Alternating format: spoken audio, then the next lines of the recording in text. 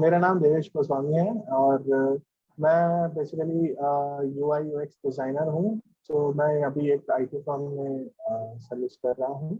तो past 2 years से मेरा यूआई यूएक्स में इन्वॉल्वमेंट है। उससे पहले मैं ग्राफिक डिज़ाइनर और इलस्ट्रेटर एज ए जॉब कर रहा था और एक पब्लिकेशन फर्म में।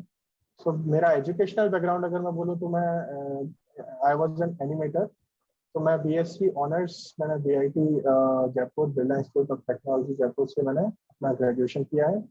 फिर मैंने अपना masters in communication design Avantika university से परस्यू किया था।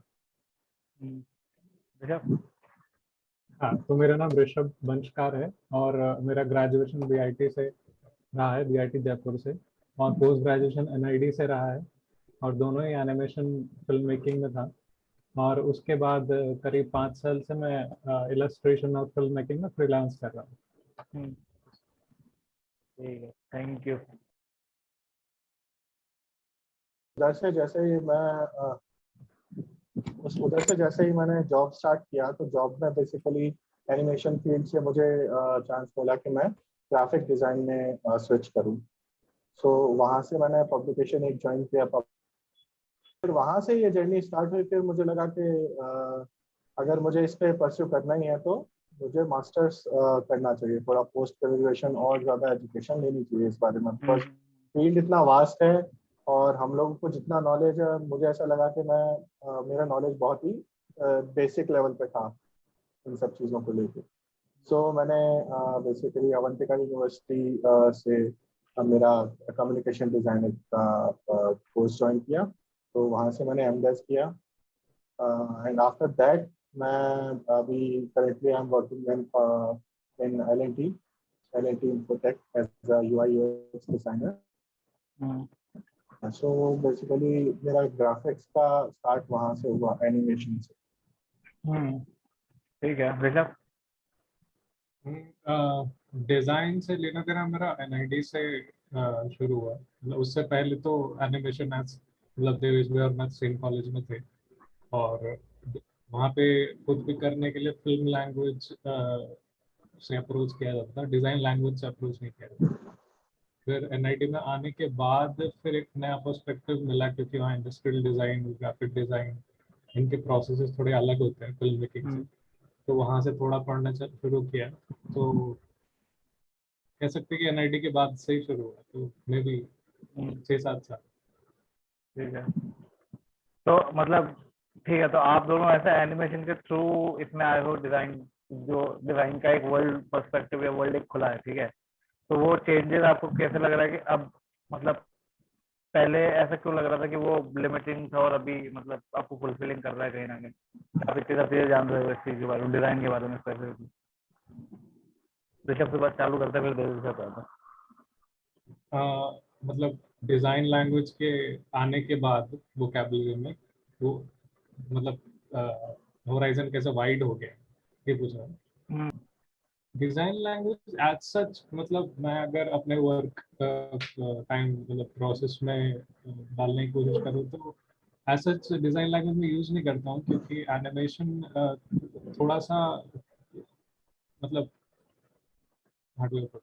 एनिमेशन मतलब ये डिज़ाइन प्रोसेस थोड़ा इंडस्ट्रियल डिज़ाइन और प्रोडक्ट डिज़ाइन और ग्राफिक डिज़ाइन वगैरह में है ज़्यादा। उसको मैं थोड़ा क्लियर कर देता हूँ।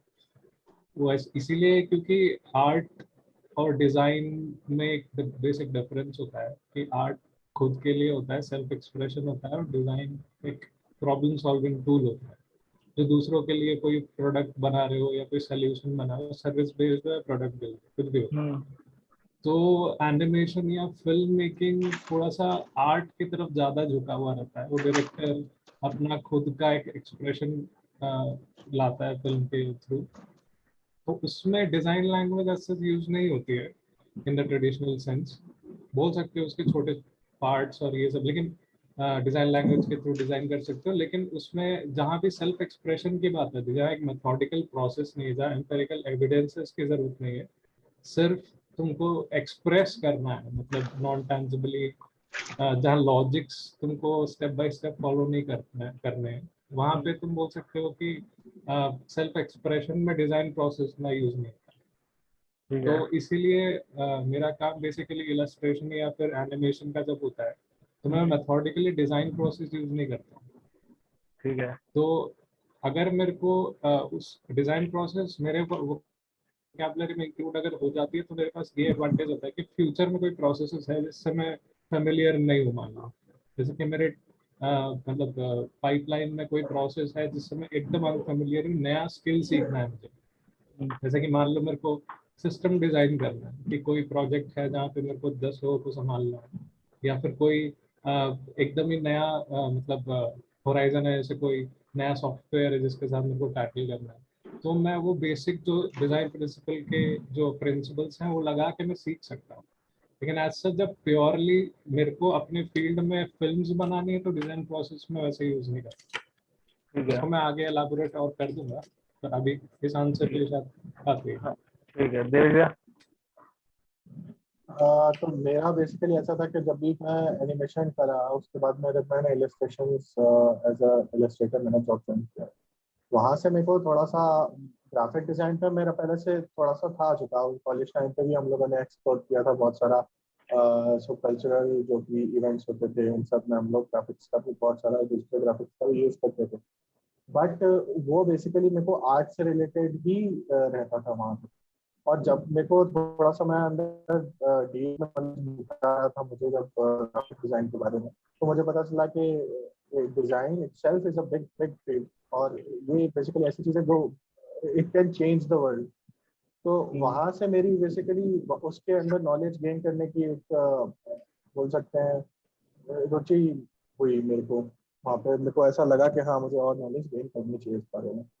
सो वो करते करते ही मुझे रियलाइज हुआ कि हाँ this is the field which I I just want to pursue with. So उसके लिए फिर मैंने मास्टर्स के जो भी कोर्सेज थे अवेलेबल वो मैंने देखे। तो कम्युनिकेशन डिजाइन में बेसिकली मैंने एक कोर्स बेसिकली देखा, बिकॉज वो ग्राफिक डिजाइन उसमें एक एक छोटा पार्ट था, but it was much wider than only graphic design. तो वो कोर्स में मेरे को अपने लिए सुटेबल लगा, तो मैंने वहाँ पे उसी को देखते हुए मैंने बहुत सारे इंस्टीट्यूट्स देखे जहाँ पे मैं वो कोर्स परस्यू कर सकता था। तो एक इंस्टीट्यूट मुझे मिला तो बेसिकली उससे मैंने मास्टर्स किया एमडेस। तो ये बेसिकली मेरा अप्रोच था स्टार्टिंग में। ठीक है। तो मैं स्टार्ट करते हैं अपने बेसिक बेसिक सवालों से कि देवेश भैया से जाऊंगा पहले, फिर ऋषभ से आते हैं कि what how do you define the term design. तो basically design is something which has a purpose to solve or problem to solve, whatever you can say. तो बेसिकली ये पर्पस को एक या प्रॉब्लम को सॉल्व करने के लिए हम लोग एक मेथडोलॉजी या एक प्रोसेस बेसिकली है उसके थ्रू जाते हैं और बेस्ट पॉसिबल आउटपुट जो है हम लोग जनरेट करते हैं उससे। ठीक है। तो उसके रिक्वायरमेंट अलग अलग ब्रीफ्स हो सकती हैं, अलग अलग यूज केसेस हो सकते हैं, बिकॉज डोमेन्स अलग अलग हैं।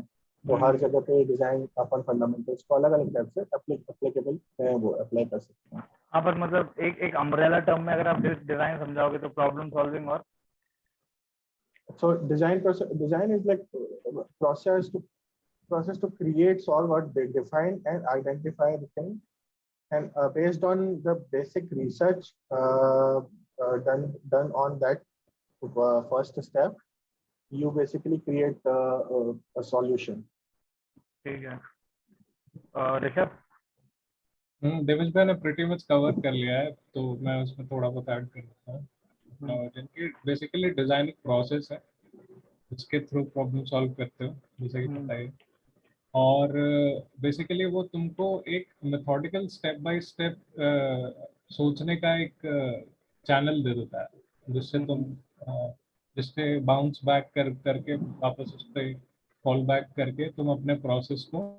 तो मैं कह रहा हूँ कि डिज़ाइन प्रोसेस से कोई भी प्रॉब्लम सॉल्विंग में वो जो 5 स्टेप्स होते हैं डिज़ाइन प्रोसेस के, उससे स्ट्रीमलाइनिंग हो जाती है तुम्हारी, और तुम उसके अंदर अपने क्रिएटिव लीवेज ढूंढ सकते हो, और एक ओवरऑल अम्ब्रेला तुमको मिल जाता है जिससे तुम किसी भी तरीके की चीज़ को मतलब प्रोड्यूस कर सकता है, वो सर्विस हो या प्रोडक्ट। ठीक है। तो इससे एक जुड़ता हुआ सवाल ये है कि जैसे जैसे तूने पहले बोला था कि व्हाट इज दैट, मतलब एक आर्ट और डिजाइन में एक लाइन का फर्क होता है, एक छोटा सा माइन्यूट सा फर्क है। तो मैं चाह रहा हूँ कि उसको अपन और एक्सप्लोर करते हैं कि जो ये क्वेश्चन था कि difference between art, craft and design. तो ऋषभ से चालू करते हुए डेविड कर रहा था। हाँ, तो आर्ट, क्राफ्ट और डिजाइन, मतलब क्राफ्ट पहले अलग कर लेते हैं क्योंकि वो ऑड वन आउट है। क्राफ्ट मतलब the skill of doing something, वो क्राफ्ट है जो पूरा मैकेनिकल प्रोसेस है, जो पूरा मसल मेमोरी बेस्ड होता है और पूरा जो मतलब जो हार्ड लेबर होता है उसमें कोई भी चीज़ को एग्जीक्यूट करने के लिए, तो क्राफ्ट में आ जाता है। आर्ट और डिजाइन में बेसिक ये डिफरेंस है, जैसे कि मैंने बोला कि आर्ट सेल्फ सर्विंग होता है और डिजाइन दूसरों के लिए होता है। तो किसी और के लिए तुम चीज़ें बनाओ, मतलब सॉल्यूशंस बनाओ, वो डिजाइन में आ जाता है। और तुम अपने खुद को एक्सप्रेस करना चाहते हो किसी भी फॉर्म के थ्रू, आर्ट। Simple difference. ठीक है डेविड भैया। तो बेसिकली आर्ट का, जैसे ऋषभ ने बहुत अच्छे से बताया कि सेल्फ एक्सप्लेनेटरी है और वो बेसिकली एक एक्सपीरियंशियल चीज है। तो अपन खुद के एक्सप्रेसिव एक्सप्रेशंस के साथ में अगर कुछ एक्सप्रेस करते हैं तो हम लोग उसको एक आर्ट के फॉर्म में मतलब बाइफरकेट कर सकते हैं। और craft basically as you said skill based, skill ही बोल सकते हैं उसको, कि हम लोग कुछ स्किल्स हैं किसी के पास में, वो उस चीज के थ्रू हम लोग कुछ डेवलप करते हैं। तो वो बेसिकली क्राफ्ट मानता है। और अपना जो डिजाइन में है, तो डिजाइन में बेसिकली कोई पर्पस सॉल्व करने के लिए हम लोग एक एक पूरा प्रोसेस के थ्रू पर्पसफुली जाते हैं। मतलब ऐसा नहीं होता उसमें कुछ भी होने के लिए या कुछ अपने आप से नहीं होता, उसमें हम लोग सब चीजों का रीजनिंग देख के, सब based on proper facts, proper research, हम लोग उसको बैक करते हुए हम लोग आगे बढ़ते हैं। और उसी के बेस पे हम लोग कुछ प्रॉब्लम है या कुछ अचीव करना है, कुछ जैसे कुछ सिस्टम जनरेट करना है या कोई एक्टिविटी जनरेट करनी है, तो हम लोग उस आउटपुट को अचीव करते हैं बेसिकली उसके थ्रू। तो बेसिकली जितना मुझे समझ में आ रहा है कि हम प्रोसेस, जो भी आप डिजाइन प्रोसेस होता है, वो ऐसा है कि आप अगर एक बार बना दो, जैसे जिसको स्टाइल गाइड भी कहते हैं, कि आप एक बार बना दो तो उसको है ना बार बार मतलब यूज किया जा सकता है, जैसे इंडस्ट्रियल डिजाइन में किया जाता है और मैन्युफैक्चरिंग डिजाइन में किया जाता है बेसिकली। तो क्या आर्ट प्रोसेस सिमिलर उससे है या फिर उससे अलग है? तो art process, sorry, design process similar है, उससे अलग है? तो मैं बोल रहा हूँ कि जैसे आप कह रहे हो ना कि डिजाइन प्रोसेस है एक, तो प्रोसेस जो है, ये डिजाइन प्रोसेस जो है, ये क्या, जैसे इंडस्ट्रियल डिजाइन में क्या है कि आपने एक बार प्रोसेस बना दिया तो वो प्रोसेस ही फॉलो होता रहता है। तो क्या डिजाइन प्रोसेस और स्टाइल गाइड मतलब आपने एक डिजाइनर ने कर दिया कि ऐसे इस तरीके से होना चाहिए, ताकि वो बाद में फॉलो होता रहे उस तरीके से, भले आप आर्टिस्टिक बैकग्राउंड से आ रहे हो या डिजाइन बैकग्राउंड से आ रहे हो, नहीं आ रहे हो, उससे कोई मतलब नहीं, लेकिन एक बार बना दिया ना तो फॉलो होना चाहिए। तो क्या डिजाइन प्रोसेस सिमिलर चीज होती है या फिर अलग चीज होती है? तो बेसिकली ये एक डिफाइंड प्रोसेस है। जैसे हम लोग जो डिजाइन थिंकिंग की जब भी बात करते हैं ना, तब ये प्रोसेस निकल के आता है डिजाइन का। और ये भी बेसिकली जब भी मास प्रोडक्शन की हम लोग बात करते हैं या बहुत कॉम्प्लेक्स प्रॉब्लम को सॉल्व करने की बात करते हैं, तब हम लोग ऐसा इसको एक मेथड के जैसे यूज करते हैं, बिकॉज कि हम लोग कहीं भटक ना जाए और हम लोग बेसिकली जो मोटिव है हमारा उसको अचीव कर पाए with in a time frame. तो ये सब चीजें तभी से स्टार्ट हुई जब हम लोग या तो मास प्रोडक्शन करने लग गए या फिर एक बिजनेस मॉडल के अंदर में आके और ये डिजाइन प्रोसेस को फॉलो करने लग गए हम लोग, बिकॉज वहाँ पे टाइम बाउंड एक बहुत बड़ी एक लिमिटेशन होती है वहाँ पे। तो जो भी चीजें हैं, आप आर्ट को और बेसिकली अगर इसको ऐसा एज आर्ट देखूं मैं, तो मैं टाइम बाउंड करके चलूंगा तो भी मेरे को इतना लंबा प्रोसेस है, तो मैं शायद हो सकता है आउटपुट आते आते आते तो मेरा आउटपुट वो मोटिव से ही भटक जाए, जिस चीज का मैं प्रॉब्लम को सॉल्व करने के लिए वो चीज मैंने जनरेट किया था, तो वो हो सकता है बिल्कुल कुछ अलग ही आउटपुट निकले। तो बेसिकली उसको क्लैरिटी लाने के लिए और यूजर सेंट्रिक रखने के लिए हम लोग ये प्रोसेस बेसिकली फॉलो करते हैं, तो which is called design process. ठीक है, तो एक बार मैं बेसिक चीज पे आता हूँ कि जो अपना क्वेश्चन था कि जो आपके हिसाब से फर्स्ट इम्पोर्टेंट डिजाइन जिसने ह्यूमन सिविलाइजेशन को रेवोल्यूशनाइज किया, वो क्या होगा? पहले ऋषभ पे आता हूँ, फिर आप पे आता हूँ, देख है ना। इससे पहले मैं जो लास्ट क्वेश्चन में थोड़ा सा एक चीज, एक नया हाँ बोल बोल। टर्म यूज कर देता हूँ। बोल उसमें मतलब मैं रिकैप करता हूँ। क्वेश्चन ये था कि कोई मतलब कोई ब्लूप्रिंट हो तुम्हारे पास पहले से हाँ हाँ जिसको तुमको फॉलो करना है, मतलब जैसे डिजाइन प्रोसेस में इंडस्ट्रियल डिजाइन में करते हैं, वो आर्ट प्रोडक्शन में सिमिलर है कि नहीं, वो था, है ना, अगर मैं सही समझा। हम्म, आर्ट आर्ट प्रोडक्शन में जो डिजाइन प्रोसेस के टूल्स हैं, जो ब्लूप्रिंट्स वगैरह बनाया जाता है, वो कितना कोरिलेट करता है उसके साथ, यही था हाँ ना ठीक क्वेश्चन। है, ठीक हाँ, है तो चलेगा। उसमें मैं डिजाइन स्प्रिंट करके एक चीज ऐड कर देता हूँ यहाँ पे, जो थोड़ा सा और बेटर हो जाए यहाँ पे। हम्म, कि डिजाइन स्प्रिंट ऐसा है कि जो मैंने बेस्ट एनालॉजी सुनी है आज तक, वो ये है कि अगर कोई रेसिपी, मतलब तुमको खाना बनाना है, तो रेसिपी जो है वो डिजाइन स्प्रिंट है, और उस रेसिपी के जो माइक्रो प्रोसेसेस हैं वो डिजाइन प्रोसेस है। मतलब तुमको सब्जी काटना सीखना है, तुमको अच्छा। ये सीखना है कि कौन से मसाले मिक्स करके कौन कैसा टेस्ट आता है, उसके पहले का जो प्री प्रोडक्शन है, जो रेसिपी में सिर्फ स्टेप बाय स्टेप लिखा होता है, लेकिन स्टेप बाय स्टेप में जो रिसर्च है, जो बेसिक स्किल्स हैं, वो डिजाइन प्रोसेस के थ्रू आती है। ओके। और जो स्टेप बाय स्टेप सब्जी बनाने की रेसिपी है, जिसको कोई भी देख के सब्जी बना सकता है, वो डिजाइन स्प्रिंट है। अच्छा। तो वो प्रोडक्शन लाइन में बहुत काम आता है, क्योंकि किसी इंटर्न को, किसी नए एम्प्लॉय को तुम दे सकते हो जिसको बेसिक स्किल्स पता है, और वो जल्दी से जल्दी एक टाइम फ्रेम में एग्जीक्यूट कर सकता है। ठीक है। तो ये, और आर्ट में ये चीज थोड़ी सी,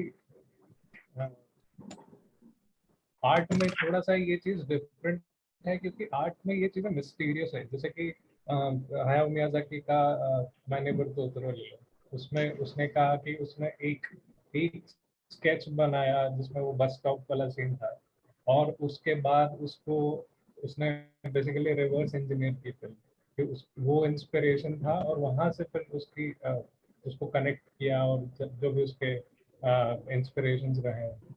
तो ये थोड़ा सा जम्बल्ड अप प्रोसेस है, और थोड़ा मिस्टीरियस प्रोसेस है जब सेल्फ एक्सप्रेशन की बात आती है। वो कैलकुलेशन जो एक टीम के साथ हो रहा है ग्राउंड पे, एक स्टार्टअप में या फिर एक प्रोडक्शन लाइन पे, वो तुम्हारे ब्रेन के अंदर हो रहा है आर्ट में भी, मतलब जब तुम आर्ट एक्सप्रेस कर रहे हो, लेकिन वो प्रोसेस और थोड़ा मिस्टीरियस और थोड़ा सा क्लॉजेटेड है, और इसीलिए वो थोड़ा सा एक डिफरेंस आ जाता है वहाँ पे, कि तुम अपना एक्सप्रेशन दूसरों के थ्रू नहीं करवा सकते, जैसे डिजाइन प्रोसेस में करवा सकते हो, कि मेरे को एक एक गोल पे पहुंचना है, तो ऐसे सोचो, वहां तक पहुंच सकते हो, वहां तक पहुंच सकते हो। तो इसीलिए आर्ट में वो इतना वैलिड नहीं है वो। एक मिनट, ये जो ऋषभ ने पॉइंट अच्छा एक उठाया, तो बेसिकली इसके इस पॉइंट को लेके मैं जो इसके पहले वाला जो क्वेश्चन था ना, उसमें थोड़ी सी क्लैरिटी आई थिंक जरूरत है, मेरे को ऐसा लगता है। बोलो। तो वो क्या है कि अभी आर्ट और ये सब, आर्ट क्राफ्ट और डिजाइन, ये सब को रिलेटेड चीजें हैं, और हम लोग इसको अगर डिफ्रेंशिएट करना चाह रहे हैं, तो जैसे हम लोग कुछ एक्सप्रेस करना चाह रहे हैं किसी मीडियम के थ्रू, ठीक है, तो हम लोग वो एक्सप्रेशन को बोलेंगे आर्ट। और अगर अगर कोई किसी क्लाइंट से अगर वो रिक्वायरमेंट आ रही है कि मेरे को पर्टिकुलर मटेरियल के साथ में पर्टिकुलर चीज़ों को लेके मुझे कुछ आर्ट चाहिए, उस चीज़ को अगर आप बनाते हो तो वो एक डिजाइन के अंदर आ जाता है बेसिकली वो चीज़। ठीक है। आप किसी किसी पर्पसफुल चीज को सॉल्व करने के लिए, या आप जैसे आपका प्रोडक्ट सेल करने के लिए, चाहे वो एक हो सकता है किसी की पेंटर की आर्ट हो वो, और वो उसको सेल करने के लिए ही बना रहा हो इंस्टेड ऑफ एक्सप्रेसिंग, तो वो अब इतनी मसल मेमोरी डेवलप कर चुका है कि उसको जरूरत नहीं है कि हर चीज में वो थॉट एक्सप्रेस करे। वो जस्ट एक प्रोडक्ट बना करके बेच रहा है। या जैसे पॉटरी है, पॉटरी क्राफ्ट है ना, उसमें भी आप आर्ट को कितना एलिमेंट को ऐड करते हो। तो ये जो खाने का जैसे एग्जांपल दिया था ऋषभ ने, उसके थ्रू ही मैं एग्जांपल के आगे मैं बढ़ाना चाहूँ अगर, तो बेसिकली रेसिपीज हैं ये। अब इनमें आपको कितना कौन सा मसाला चाहिए वो आपको देखना पड़ेगा, बट आपको ये भी ध्यान रखना पड़ेगा कि आप जहाँ पे नमक की जरूरत है वहाँ पे नमक की, जहाँ पे आर्ट की जरूरत है वहाँ आर्ट ही डाल सकते हो, और जहाँ पे आपको स्पाइसी करना है खाने को वहाँ पे आप मिर्च का यूज करते हो, ना कि आप ऐसा करते हो कि भाई नमक की जगह पे मिर्च डाल दो। तो वहाँ पे आपको ऐसा करना पड़ेगा कि आप जैसे आर्ट को अगर आपने कोई प्रोडक्ट बनाया बहुत अच्छा फंक्शनल है, और उसके पीछे बहुत एक बेसिक रिसर्च लगा है, बहुत थॉरो नॉलेज है, पैसा लगा है उसके पीछे, और आपने वो प्रॉब्लम को सॉल्व किया है, लेकिन यूजर्स यूजर्स जो है आपके वो कैसे हैं, आप अलग अलग यूजर्स होंगे, अलग अलग यूजर को अलग अलग टाइप का प्रोडक्ट बेसिकली चाहिए होता है, और उनका उनका हैंडलिंग का तरीका, उनका एस्थेटिक्स का सेंस, वो सब भी अलग अलग होता है। तो बेस्ड ऑन यूजर्स हम लोग, हाँ, उसमें डिजाइन कितना ऐड करना है, या आर्ट कितना ऐड करना है वो हम लोग को कम बढ़ हो सकता है, कुछ कम हो सकता है, कभी कुछ ज्यादा हो सकता है। तो इसको एक बार वो करके सिंथेसिस करके हम इस चीज पे आते हैं कि जब हम जैसे मैं एक एग्जांपल पढ़ रहा था कि जो पुराने रोमन वेसेस होते थे ना, वासेस होते थे, तो उसमें क्या करते थे ना वो कि उन्होंने एक इंजेक्शन मोल्डिंग टेक्निक अपनाई थी कि वो एक मोल्ड बना लिया, मोल्ड में उन्होंने चीजें डाली और वो उससे वो मोल्ड, क्योंकि उनका बेसिक डिजाइन एक मोल्ड था जिससे वो और डिजाइन सिमिलर डिजाइन बना सकते थे। तो ये जो चीज है आप बोल रहे हो सिमिलर ही जगह पे जा रहा है कि मतलब वो एक बार आर्ट बना लिया, किसी ने एक ने बनाया होगा कि हाँ मोल्ड बना के उसमें कुछ वास बनाया होगा, लेकिन उसको रिप्रोड्यूस करने के लिए उन्होंने पूरा मोल्ड बनाया जो पूरा प्रॉपर्ली रिप्रोड्यूस कर पा रहा है। तो क्या ये आर्ट और डिजाइन में आ जा वो रहा है? बेसिकली बिल्कुल, वो उसने एक मोटिव को सॉल्व करने के लिए, अचीव करने के लिए उसने एक बेसिकली पूरा प्रॉपर एक्टिविटी किया, लेकिन वहां पे उसने रिसर्च नहीं किया।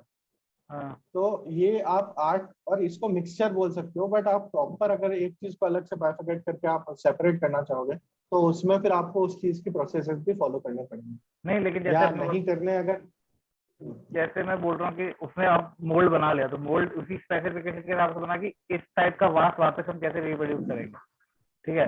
तो मोल्ड जो बना वो, हाँ, तो वो मोल्ड जो बना वो तो अपना डिजाइन हो गया ना स्पेसिफिकली कि एक चीज सॉल्व कर रहा है और इसका एक अपना शेप और आकार है जो चीज सॉल्व कर रहा है बेसिकली, है ना।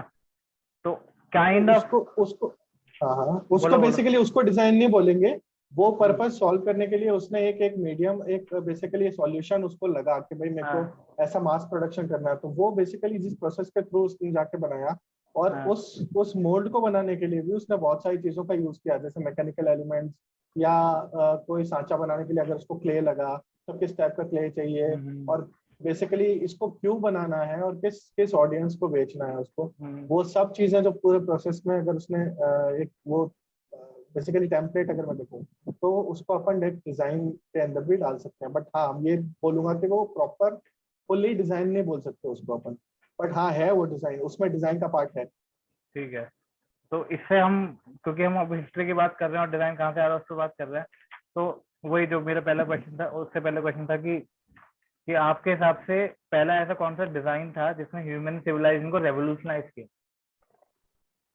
मेरे हिसाब से तो सबसे सबसे जो इम्पोर्टेंट चीज मेरे को जो लगती है वो है पेपर का इन्वेंशन। जब भी बेसिकली इजिप्शियंस ने पेपर, पापायरस के पौधे से पेपर बनाना जब शुरू किया, और उसको उससे रिलेटेड आज अगर हम लोग देखें प्री हिस्टोरिक चीजें या फिर डिजिटल एज से पहले की जो चीजें हैं वो सारे रिकॉर्ड्स हम लोग मेंटेन कर पाए, हमारी हिस्ट्री, हमारी साइंस, तो जो बिल्कुल बहुत इंपॉर्टेंस रखती है जो ह्यूमन एवोल्यूशन के अंदर में, साइंस, आर्ट है, ये सब हिस्ट्री हमारी पूरी, तो वो चीजों का रिकॉर्ड रखने के लिए हम लोग को जो पेपर लगा, वो पेपर बेसिकली बहुत ही यूजफुल चीज थी, जो कि हम लोग अगर शायद वो डिजाइन नहीं हुई होती तो आज कुछ और ही हम लोग होते। ठीक है ऋषभ। हाँ, बेसिक बहुत सारे इन्वेंशंस थे, ऑब्वियसली हर चीज को ट्रेस बैक भी नहीं किया जा सकता, लेकिन जैसे कि स्पून्स हैं जिसका जिसका मतलब इसको इजिप्ट में ट्रेस बैक कर सकते हो, जो पहले सी शेल्स वगैरह यूज करते थे, मतलब प्रिमिटिव स्पून्स थे वो। और बॉल पॉइंट पेन बोल सकते हो, रिलेटिवली मॉडर्न, लेकिन बहुत मतलब क्या बोलते हैं, बहुत जाइगेंटिक इम्पैक्ट है चीज में। जैसे कि क्या मतलब मुझे नहीं मालूम बॉल पेन का, बॉल पॉइंट पेन का क्या स्पून्स का? बॉल, अरे स्पून का तो है, ball point pen, ball point pen मतलब एकदम earlier form of easy to express tools में, मतलब तुम कुछ सोच रहे हो तो तुम पेंसिल उठा लो या पेन उठा लो, तुम उसको परमानेंट मतलब सेमी परमानेंटली पेपर पे स्टोर कर सकते हो, मतलब तुमको प्रिंट नहीं करना है। तो वो एक चीज है कि बहुत रैपिडली अपने थॉट्स को ब्रेनस्टॉर्म करके लिख सकते हो, बहुत बड़ी पावर है वो, मतलब उसमें हर आदमी के पास एक नोटबुक हो सकती है और उसके बाद वो उस पर कुछ भी लिख सकता है, डॉक्यूमेंटेशन तुम्हारे खड़े खड़े शुरू हो सकता है।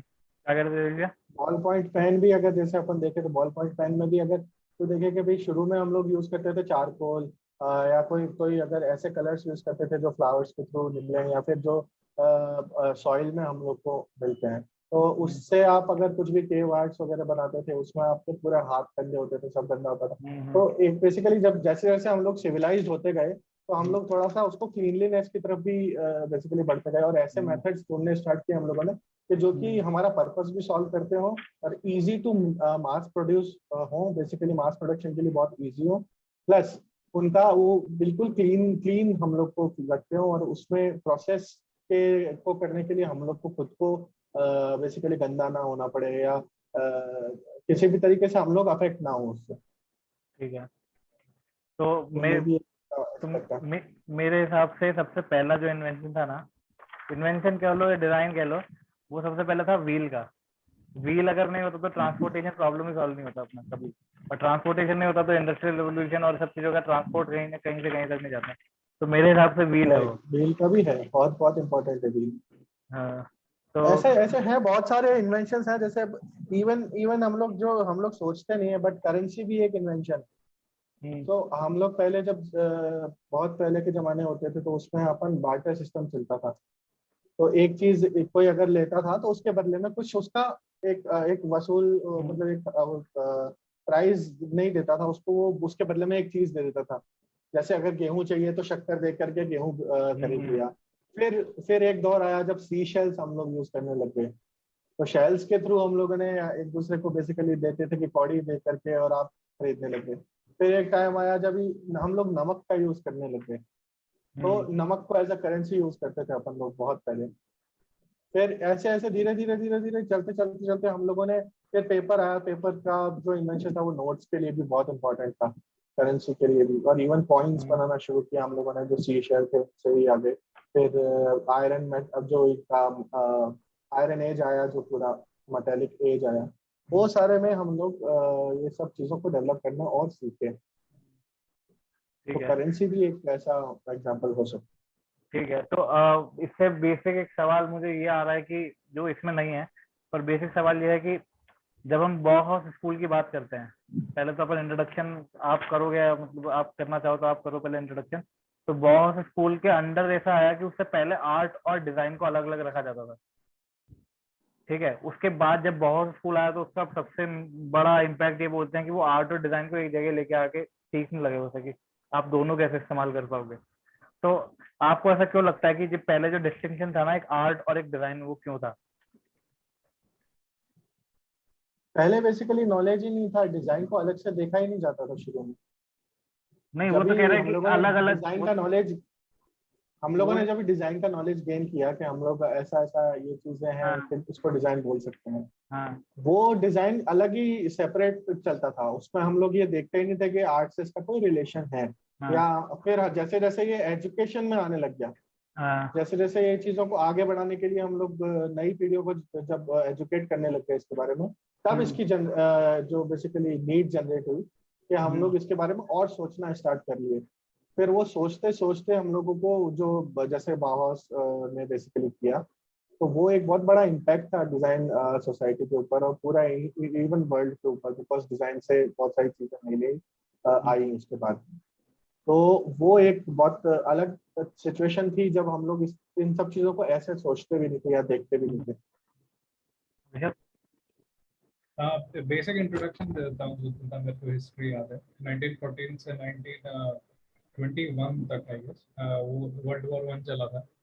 19 उसके तक बाद बस, हाँ 1914 1919, हाँ 1921 आई गेस, पता है 21 जो तक भी तो हो। मतलब आफ्टर फैक्ट होगा, 19 तक चला था वॉर तो, 4 ठीक साल है, चला था तो ना वॉर। 1919 में ही बाउहाउस एस्टैब्लिश हुआ था।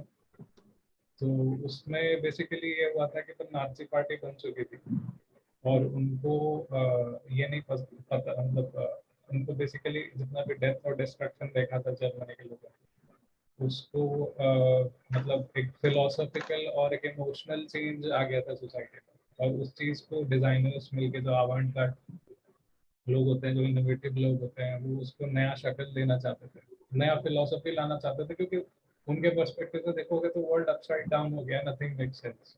तो उन्होंने एक तो वो पॉलिटिकल स्टेटमेंट देने के लिए भी जो पुराना एस्थेटिक्स होते थे गॉथिक स्टाइल का, या थोड़ा सा ब्यूटिफिकेशन, जो तो बोल रहा है आर्ट एग्जिस्ट करता था, तो आर्ट का मेन फंक्शन ब्यूटिफिकेशन वगैरह होता था, मतलब मेजरली बोल सकता है। और उसको प्रोटेस्ट करने के लिए भी और पॉलिटिकल एस्टैब्लिशमेंट को चैलेंज करने के लिए भी बाउहाउस ने मतलब नया फिलोसफी लेके आया आर्ट में, जिसका बेसिक फिलोसफी था कि फॉर्म फॉलोज फंक्शन। तो ये ठीक है। यूटिलिटेरियन था ज्यादा। ये ऐसा था कि यहाँ पे सिर्फ एक स्क्वायर बनाने से काम चल रहा है, तो इसमें मैं दो पत्ती नहीं लगाऊंगा या उसको ब्यूटीफाई नहीं करूंगा, वो स्क्वायर ही रहेगा। इसीलिए वो इतना मिनिमल है।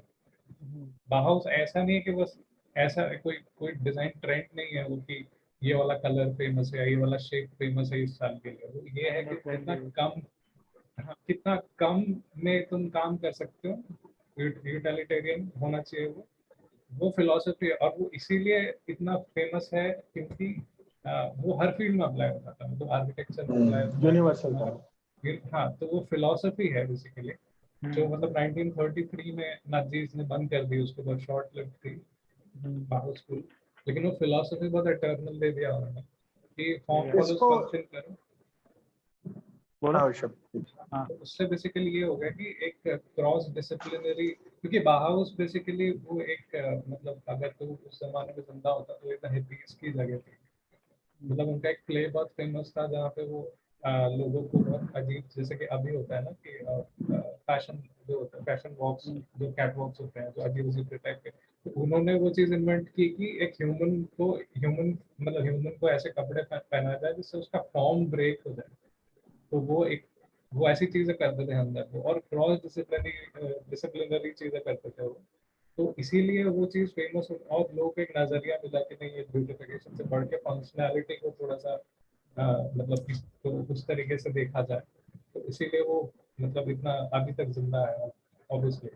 और उसका भी जैसे आर्ट अगर आर्ट अगर मतलब बावर्स की बात करूँ तो जैसे मैं कुछ कुछ काम देख रहा था इनका लास्ट अभी परसों ही, तो उसमें ना कुछ कुछ बिल्डिंग्स हैं जो या फिर मतलब आर्किटेक्चर है या फिर मतलब और भी डिजाइन हैं जो बहुत है ना आई प्लीजिंग भी है, जैसे आर्ट की तरह। मतलब वो क्योंकि जैसे कुछ चेयर्स हैं या फिर कुछ आपका टी पॉट्स हैं, लाइट सिस्टम है, तो आर्टिस्टिकली भी बहुत प्लीजिंग है। तो वो भी कहीं ना कहीं उसका पार्ट है ही ना। सिर्फ है फंक्शनल भी तो है, उस लेकिन उसके अलावा और डिजाइन भी है उसकी एक चीज ना इम्पोर्टेंट। हाँ, वो मैं ये नहीं कह रहा हूँ कि उसमें एस्थेटिक वैल्यू नहीं होगी, लेकिन फंक्शनैलिटी फॉर्म जो होगा वो फंक्शन को फॉलो करेगा। राइट राइट ठीक है। राइट। तो यही है, वो एक लाइन में फिलोसफी बहुत सम अप हो जाती है। ऐसा नहीं कह ठीक रहा हूँ है। कि कुछ बुरा बनाओ, हाँ। लेकिन उसको उसको अच्छा बनाने की जबरदस्ती कोशिश मत नहीं मतलब मतलब ये करो। दोनों लाइन, चीजें ओवर साथ साथ चलती हैं। साथ ओवर साथ मत चलती करो है उस चीज कहीं। को ना। हाँ, एक ओवर इसमें डिजाइन मत और करो। हाँ। ओवर डिजाइन नहीं, ओवर ब्यूटिफिकेशन। बेसिकली ये जो एक जो फॉन्ट था, फ्रैक्टर करके फॉन्ट था, जो जर्मनी के जो ऑफिशियल फॉन्ट था, वो गॉथिक सेंसिबिलिटीज से आया था। तो वो उसको फॉन्ट गूगल कर सकता है, वो बहुत ब्यूटीफुल फॉन्ट था। मतलब उसमें अननेसेसरी शेप्स थे, और तूने गॉथिक फॉन्ट सेक्शन में कर सकते हैं। तो उसके खिलाफ उन्होंने सीधा मतलब तूने देखे होंगे जैसे हेलवेटिका, जैसे सीधा ही सीधी लाइन होगी, एकदम सीधा कर्व होगा, और कुछ भी इधर उधर से एक्स्ट्रा फॉर्म्स नहीं होंगे, वो लाया क्लीन था। तो क्लीन होगा। इसीलिए इसीलिए फिर वो इतना ऑफेंसिव हो गया नाजीज के लिए कि तुम बेसिकली अपना टेक्स्ट तो लिख ही रहे हो उनके एस्टैब्लिशमेंट, लेकिन फॉन्ट को भी ब्रेक कर रहे हो, जो बहुत डियर था जर्मनी के लोगों के लिए कि नहीं, ये एस्टैब्लिशमेंट की आवाज है और ये नॉर्मल लोगों की आवाज है। तो उतना डिफरेंस आता है, इसलिए 1933 में वो बंद हो गया उसकी।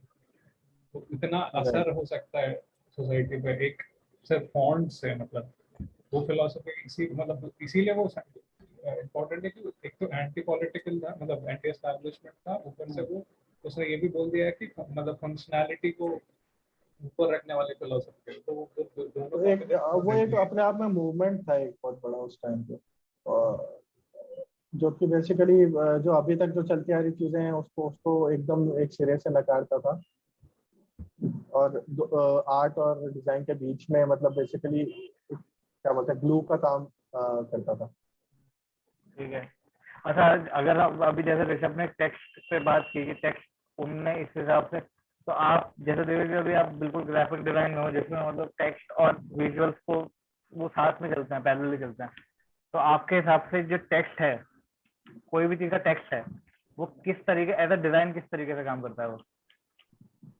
तो बेसिकली उसमें कई इसके सेक्शंस होते हैं।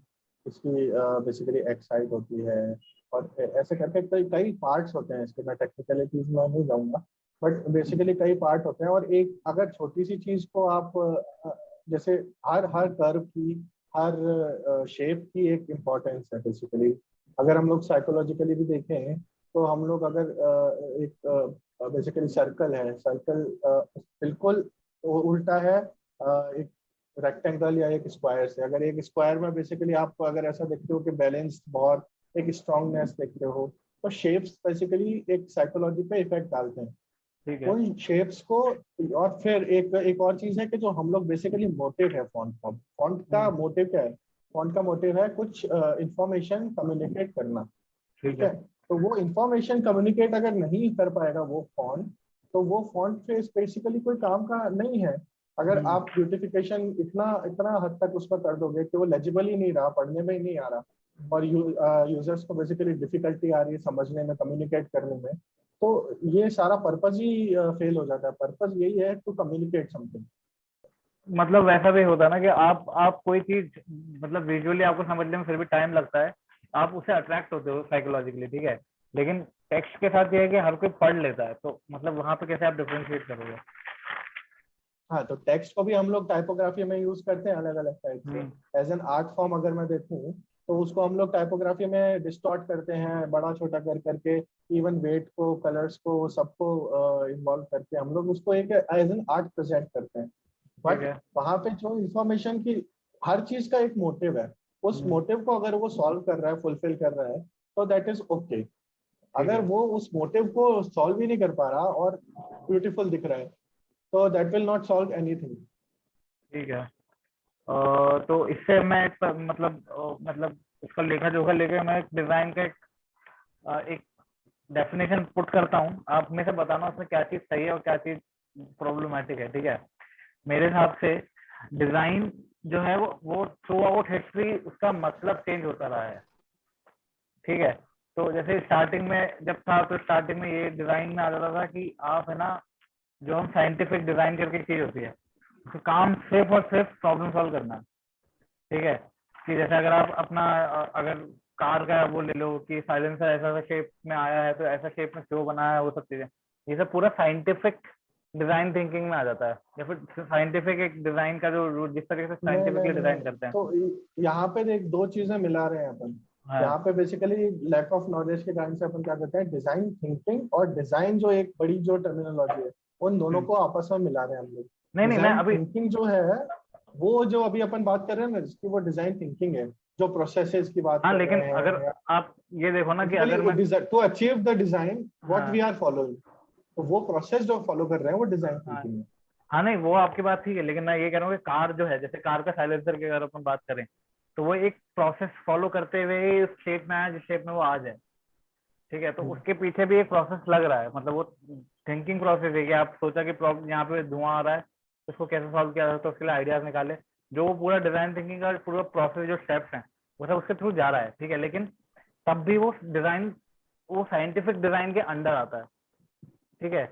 और फिर अब जब जैसे जैसे जैसे बॉहास आया, या फिर मतलब जब इंडस्ट्रियलाइजेशन हो गई प्रॉपरली कि इंडस्ट्रियल डिजाइन बनने चालू हो गए, तब उधर एक डिजाइन का अलग सेंस आया कि वो मास प्रोडक्शन की बात हो रही है यहाँ पे। फिर जब बॉहास आया तो डिजाइन की, फिर उससे जो ये वर्ल्ड वॉर 1 का पीरियड था, उसमें भी एक बंदा था मॉरिस करके, एक बंदा था, उसने से बहुत इम्पैक्ट दिया कि हैंडमेड चीजें होनी चाहिए जो आर्ट को और डिजाइन को बहुत प्रॉपरली तरीके से रख के साथ से चले, जिससे वो ब्यूटीफाई भी हो। ताकि जैसे वो जो आपने चेयर्स देखे होंगे जिसमें वो टेबल्स होती होंगी ना, जिसमें प्रॉपरली एकदम वो कार्व्ड है, एकदम डिजाइन बनी हुई है उसमें, वो सब चीज है वो मॉरिस के अंडर में आई थी कि हैंडमेड, उसने हैंडमेड चीज को बहुत प्रोमिनेंस दी थी। बाद में ये हुआ कि ये मास प्रोडक्शन वाला जो एक बंदा था, ये वर्ल्ड वॉर 1 के बीच की ही बात हो रही है, वहां पे एक बंदा था, उसने ये डिजाइन किए कि हाँ की डिजाइन सबके लिए होना चाहिए और एक ब्लूप्रिंट बनना चाहिए उसका, जो बाद में फॉलो होता रहे। तो ये सब अभी भी चल रहा है, साइंटिफिक और आर्ट, मतलब साइंटिफिक डिजाइन और आर्ट के बीच की एकदम वो चल रही है, प्रॉब्लम चले जा रही है। बहुत आया तब बहुत ने दोनों को मिक्स करके बोला कि दोनों एक दूसरे को कॉम्प्लीमेंट ही करते हैं, लेकिन हमको ओवर कभी नहीं करना चाहिए। लेकिन जैसे जो मॉरिस करके बंदा था उसका ओवर था हर चीज, तो वहां से अब चालू हुआ।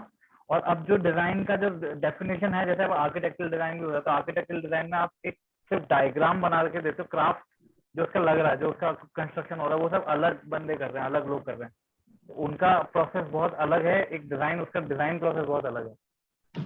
तो उस हिसाब से अब आपके हिसाब से डिफाइन, अगर मतलब अभी इतना जितना बोला इसमें आपको क्या प्रॉब्लम लग रहा है वो बोलो, और अब के हिसाब से डिजाइन कैसे, पहले की डेफिनेशन वर्सेस अभी की डेफिनेशन में क्या फर्क है? तो बेसिकली मेरे हिसाब से एक बार आई थिंक ऋषभ कुछ बोलना चाह रहा था। हाँ बोल। हाँ, तो बेसिकली तूने 3 पॉइंट्स बोले अभी। एक तो आर्किटेक्चर वाला बोला, एक साइंटिफिक डिजाइन बोला, एक बाउस हाँ मेंशन क्या बोला। हाँ, मतलब वही बाउस का फॉर्म फॉलो। हाँ, तो बाउस का सबसे बड़ा बड़ा आयरनी है जो ऐसे मतलब नॉन रिलेटेड है, उसको मेंशन कर देता हूँ कि वो लोगों जब वो ग्लोबलाइजेशन के बाद बाउस डिजाइन बाहर गया था, लोगों ने सोचा था कि ये सोशलिस्ट पॉलिसी बन जाएगी जो कि सबके पास इक्वली पहुंचेगी। लेकिन वो एग्जैक्टली उल्टा हो गया, कैपिटलिस्ट बन गए। तो वो एक प्रक्रिया है जो फॉलो कर सकते हैं। उसमें बेसिकली एक और चीज बोली जो जिससे मैं मतलब जितना डिसएग्री हो सकता हूँ मैं उतना कहता हूँ, वो है कि साइंटिफिक और नॉन साइंटिफिक डिजाइन क्या होता है। साइंटिफिक नॉन साइंटिफिक डिजाइन कुछ नहीं होता है, डिजाइन डिजाइन होता है, हर चीज साइंटिफिक ही होती है। तो उसमें यह है कि तू अगर ये अज्यूम करेगा कि कोई पहले प्रोडक्ट बना रहा है ना, मान ले किसी को साइंस वर्ड का मीनिंग ही नहीं पता, एक आदमी है जो व्हील बनाने बैठा शुरू में, तो वो दिन रात ट्रायल एंड एरर जो कर रहा है वही डिजाइन प्रोसेस है। वो ट्रायल एंड एरर कर रहा है और वो जो भी मेथड निकाले वो साइंटिफिक ही होगा, वो नॉन साइंटिफिक चीज बना ही नहीं सकता, उसका प्रॉब्लम सॉल्व नहीं होगा। और कोई ऐसा डिस्टिंक्शन तुम डाल नहीं सकते किसी के ऊपर कि ये नॉन साइंटिफिक डिजाइन है। अगर तू आर्ट को, जहाँ पे नॉन साइंटिफिक की बात कर रहा हूँ मैं, वहाँ पे ये कह रहा हूँ कि हम सिर्फ डिजाइन को इम्पोर्टेंस नहीं दे रहे, हम आर्ट को भी दे रहे हैं कहीं ना कहीं। बहुत आर्ट अलग चीज है, कम। साइंस अलग चीज होती है। हाँ ऑब्वियसली, लेकिन तो वैसा है ना कि बेसिकली जो ब्यूटिफिकेशन की बात जहाँ पे आ हम जाती लोग है कि अभी आप अपन भी डिजाइन। वही चीज कर रहे हैं जो जो नहीं करनी चाहिए, पता है। हम लोग भी अभी वही कर रहे हैं, जैसे जिसके बारे में तो बात कर रहे हैं ना कि एज अ टेम्पलेट एक चीज सेट करके उस पर ही चलते जा रहे हैं हम लोग, ठीक है। लेकिन अभी तू भी एक टेम्पलेट सर्च कर रहा है, पता है कि डिजाइन और आर्ट इनको अलग अलग देख रहा है तू। नहीं तो तो आर्ट। बेसिकली ये अलग अलग चीजें नहीं है। इसका मैंने यही बोला ना, जैसे एक रेसिपी है, उसमें आप कितना कौन सा पोर्शन ऐड करते हो ये पर्सन टू पर्सन डिफर करता है, प्लस ऑडियंस टू ऑडियंस या कस्टमर टू कस्टमर डिफर करता है। ये एक मैं पॉइंट कंप्लीट कर लेता हूँ शुरू वाला, कि वो आर्किटेक्चर वाला पॉइंट बचा था। इसमें ये है कि तू बोल रहा है कि आर्किटेक्चर जो डिजाइन कर रहा है, जो स्केच कर रहा है ना, और जो स्किल लग रहा है बाद में उसको बनाने के लिए, उसमें क्या है, तो आर्किटेक्ट जो है वो बिल्डिंग नहीं बना रहा है पेपर में, बिल्डिंग का क्या? प्लान बना रहा है। हाँ, आर्किटेक्ट जो है वो बिल्डिंग का बिल्डिंग का प्लान प्लान बना बनेगा। रहा हाँ, है, बिल्डिंग नहीं बना रहा है पेपर पे। नहीं तो मैं कह रहा हूँ उसमें कि जो स्किल है हाँ उसकी स्किल अलग है, और हाँ एक्चुअल बिल्डिंग बनाने की स्किल अलग है। दोनों के प्रोसेस अलग हैं, वो एकदम हाँ। अलग अलग मतलब एक दूसरे से बस यही कनेक्शन है कि वन फॉलोज द अनदर। लेकिन इसमें स्किल दोनों जगह अलग अलग है, दोनों का डिजाइन प्रोसेस अलग है, दोनों का स्किल अलग है, दोनों सब अलग है। बिल्कुल। हाँ, तो तो जो इसमें जो वो जो नहीं डेवलप करेंगे उसको वो क्राफ्ट में आएगा आई थिंक। उसको स्किप हाँ। करेगा अगर तो कि आर्किटेक्ट जो बना रहा है और उसका डिजाइन प्रोसेस को अगर इम्प्लीमेंटेशन के साथ जोड़ेगा तो फिर कचरा हो जाएगा, क्योंकि दोनों अलग अलग प्रोसेस है। नहीं लेकिन वैसा है ना कि अगर एक बंदा आर्किटेक्चरल डिजाइन बना रहा है तो उसका ये सीन रहता है, उसको ये भी देखना होगा कि उसकी फंक्शनैलिटी कैसे काम करेगी। अगर उसने हाँ, अच्छी सी बाहर से देखने में अच्छी सी बिल्डिंग बनाई और अंदर एकदम ऐसा है कि स्पेस नहीं है लोगों के पास बैठने के लिए, तो वो प्रॉब्लमेटिक हो जाएगा ना। तो वो डिजाइन देख, अब वो जो, क्योंकि वो डिजाइन जो उसका प्लान बना रहा है, जो जो आर्किटेक्ट है और जो डिजाइनर है उसका, वो उसको उस तरीके से डिजाइन करेगा कि हाँ कि मतलब प्रॉपर काम तो मतलब फंक्शनैलिटी तो उसकी रहनी चाहिए, फंक्शनैलिटी नहीं रहेगी तो डिजाइन खराब है वो, है ना।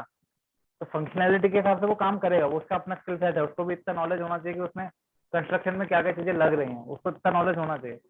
पर वही सेम चीज रहती है कि जो कंस्ट्रक्ट कर रहे हैं, जो आर्किटेक्ट कह रहा हूँ, जो ये इंजीनियर्स हो गए जो कंस्ट्रक्ट कर रहे हैं वो सब चीजें कर रहे हैं, उनका काम ये हो गया कि उनको प्रॉपरली उस पर काम फोकस रखना है कि हाँ मतलब जो फंक्शनैलिटी है वो प्रॉपरली काम करे नहीं करे, और उनका सेटअप स्किल बहुत डिफरेंट है एक हाँ, डिजाइनर से या यही फिर कह रहा हूँ मैं कि ये हाँ। दोनों प्रोसेस ही अलग बहुत बहुत अलग है। हम्म। मतलब तूने शुरू में जैसे डिफाइन किया था वो तूने क्लब कर दिया था, वही डिफाइन में अलग कर रहा हूँ। नहीं मैं देख, तो मेरा मेरा बेसिक डिजाइन का फर्क ये है कि साइंटिफिक डिजाइन की बात इसलिए कर रहा हूँ क्योंकि वो फंक्शनैलिटी पे प्रॉपर्ली फोकस्ड है।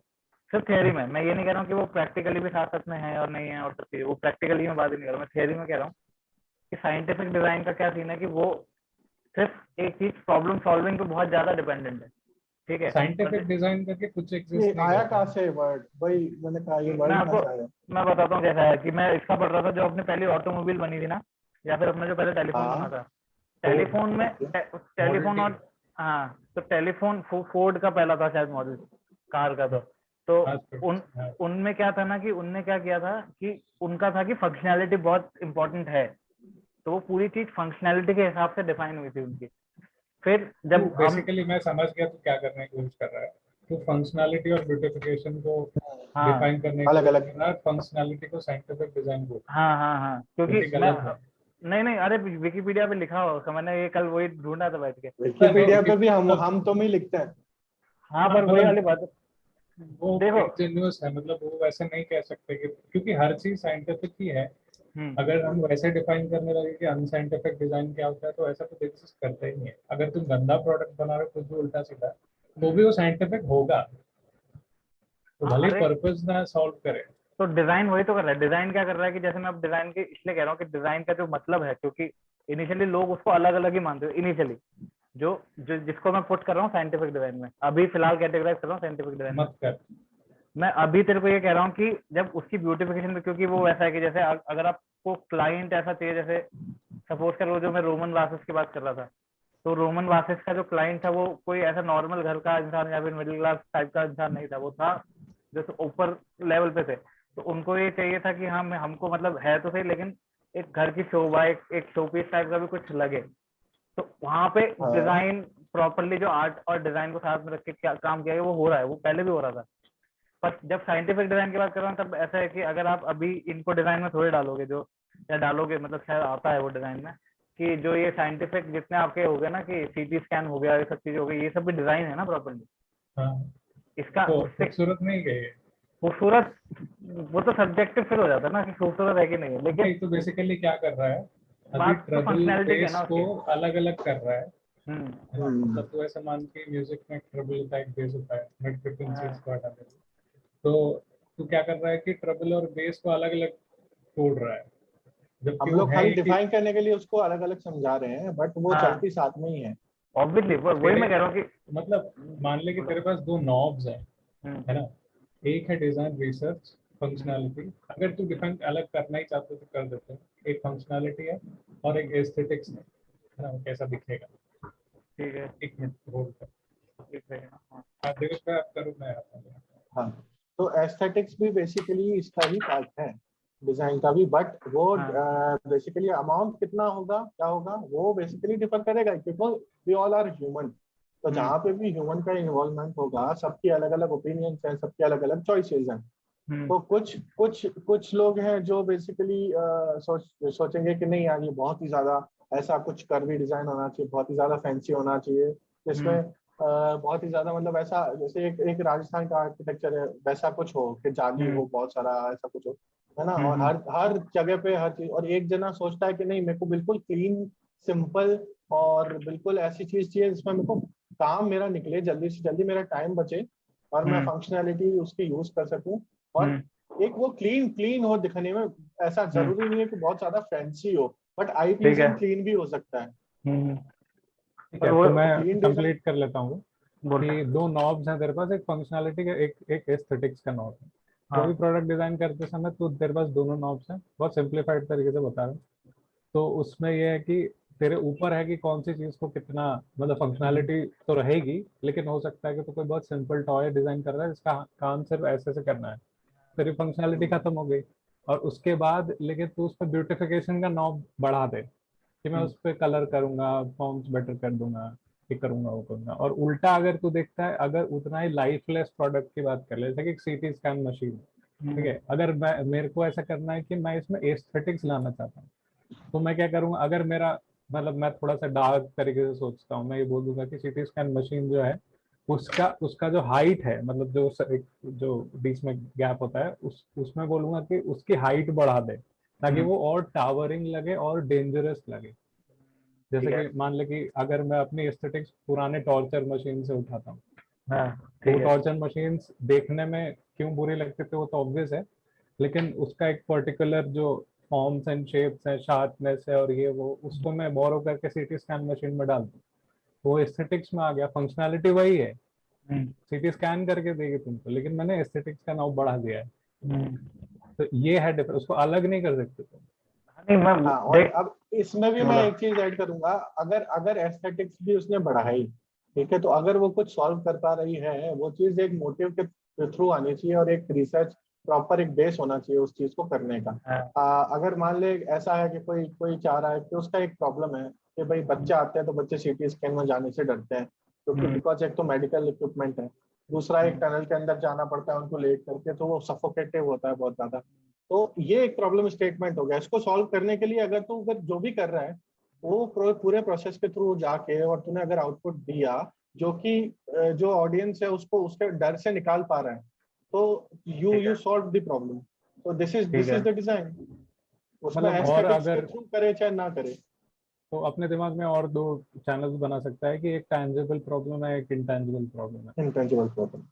तो फर्क बता। एस्थेटिक्स से बोलने की साइकोलॉजी, हाँ टैंजिबल प्रॉब्लम्स मतलब मेरे को जो सामने टचेबल, फिजिकली सॉल्व करना इनको है टच कर प्रोडक्ट सकता का। है तू।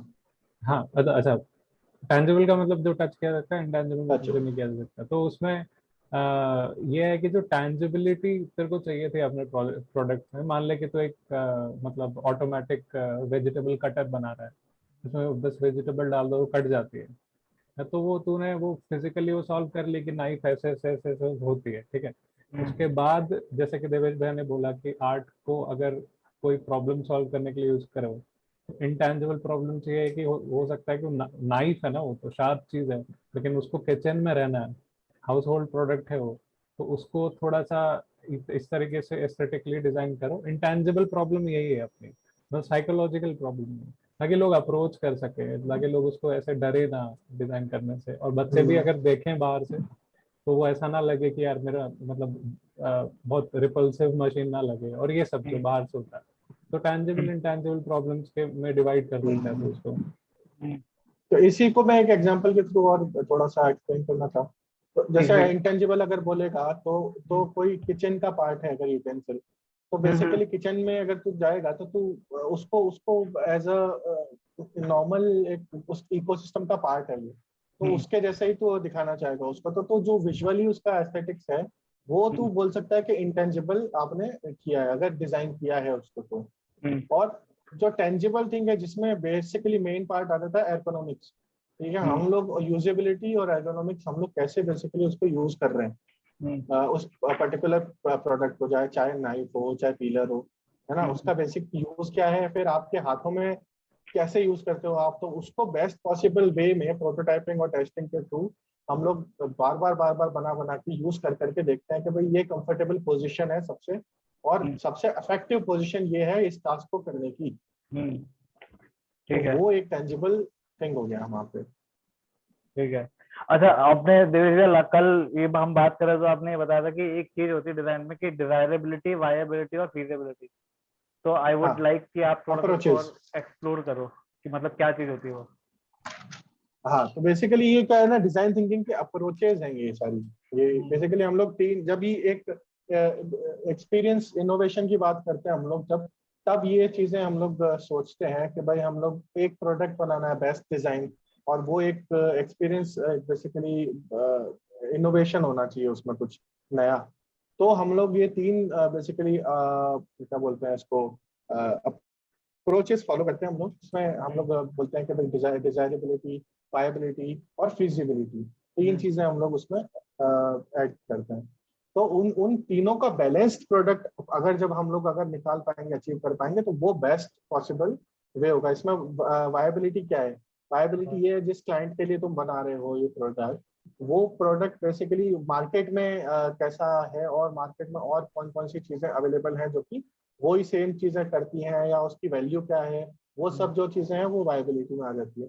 और जो तेरा डिजायरेबिलिटी है ये सब यूजर का फोकस है। बेसिकली डिजायरेबिलिटी में यूजर को बेसिकली क्यों चाहिए, कितना नीड है इसकी, कितनी रिक्वायरमेंट है, और रिक्वायरमेंट है भी कि नहीं है, ये सब चीजें आ जाती हैं डिजायरेबिलिटी में।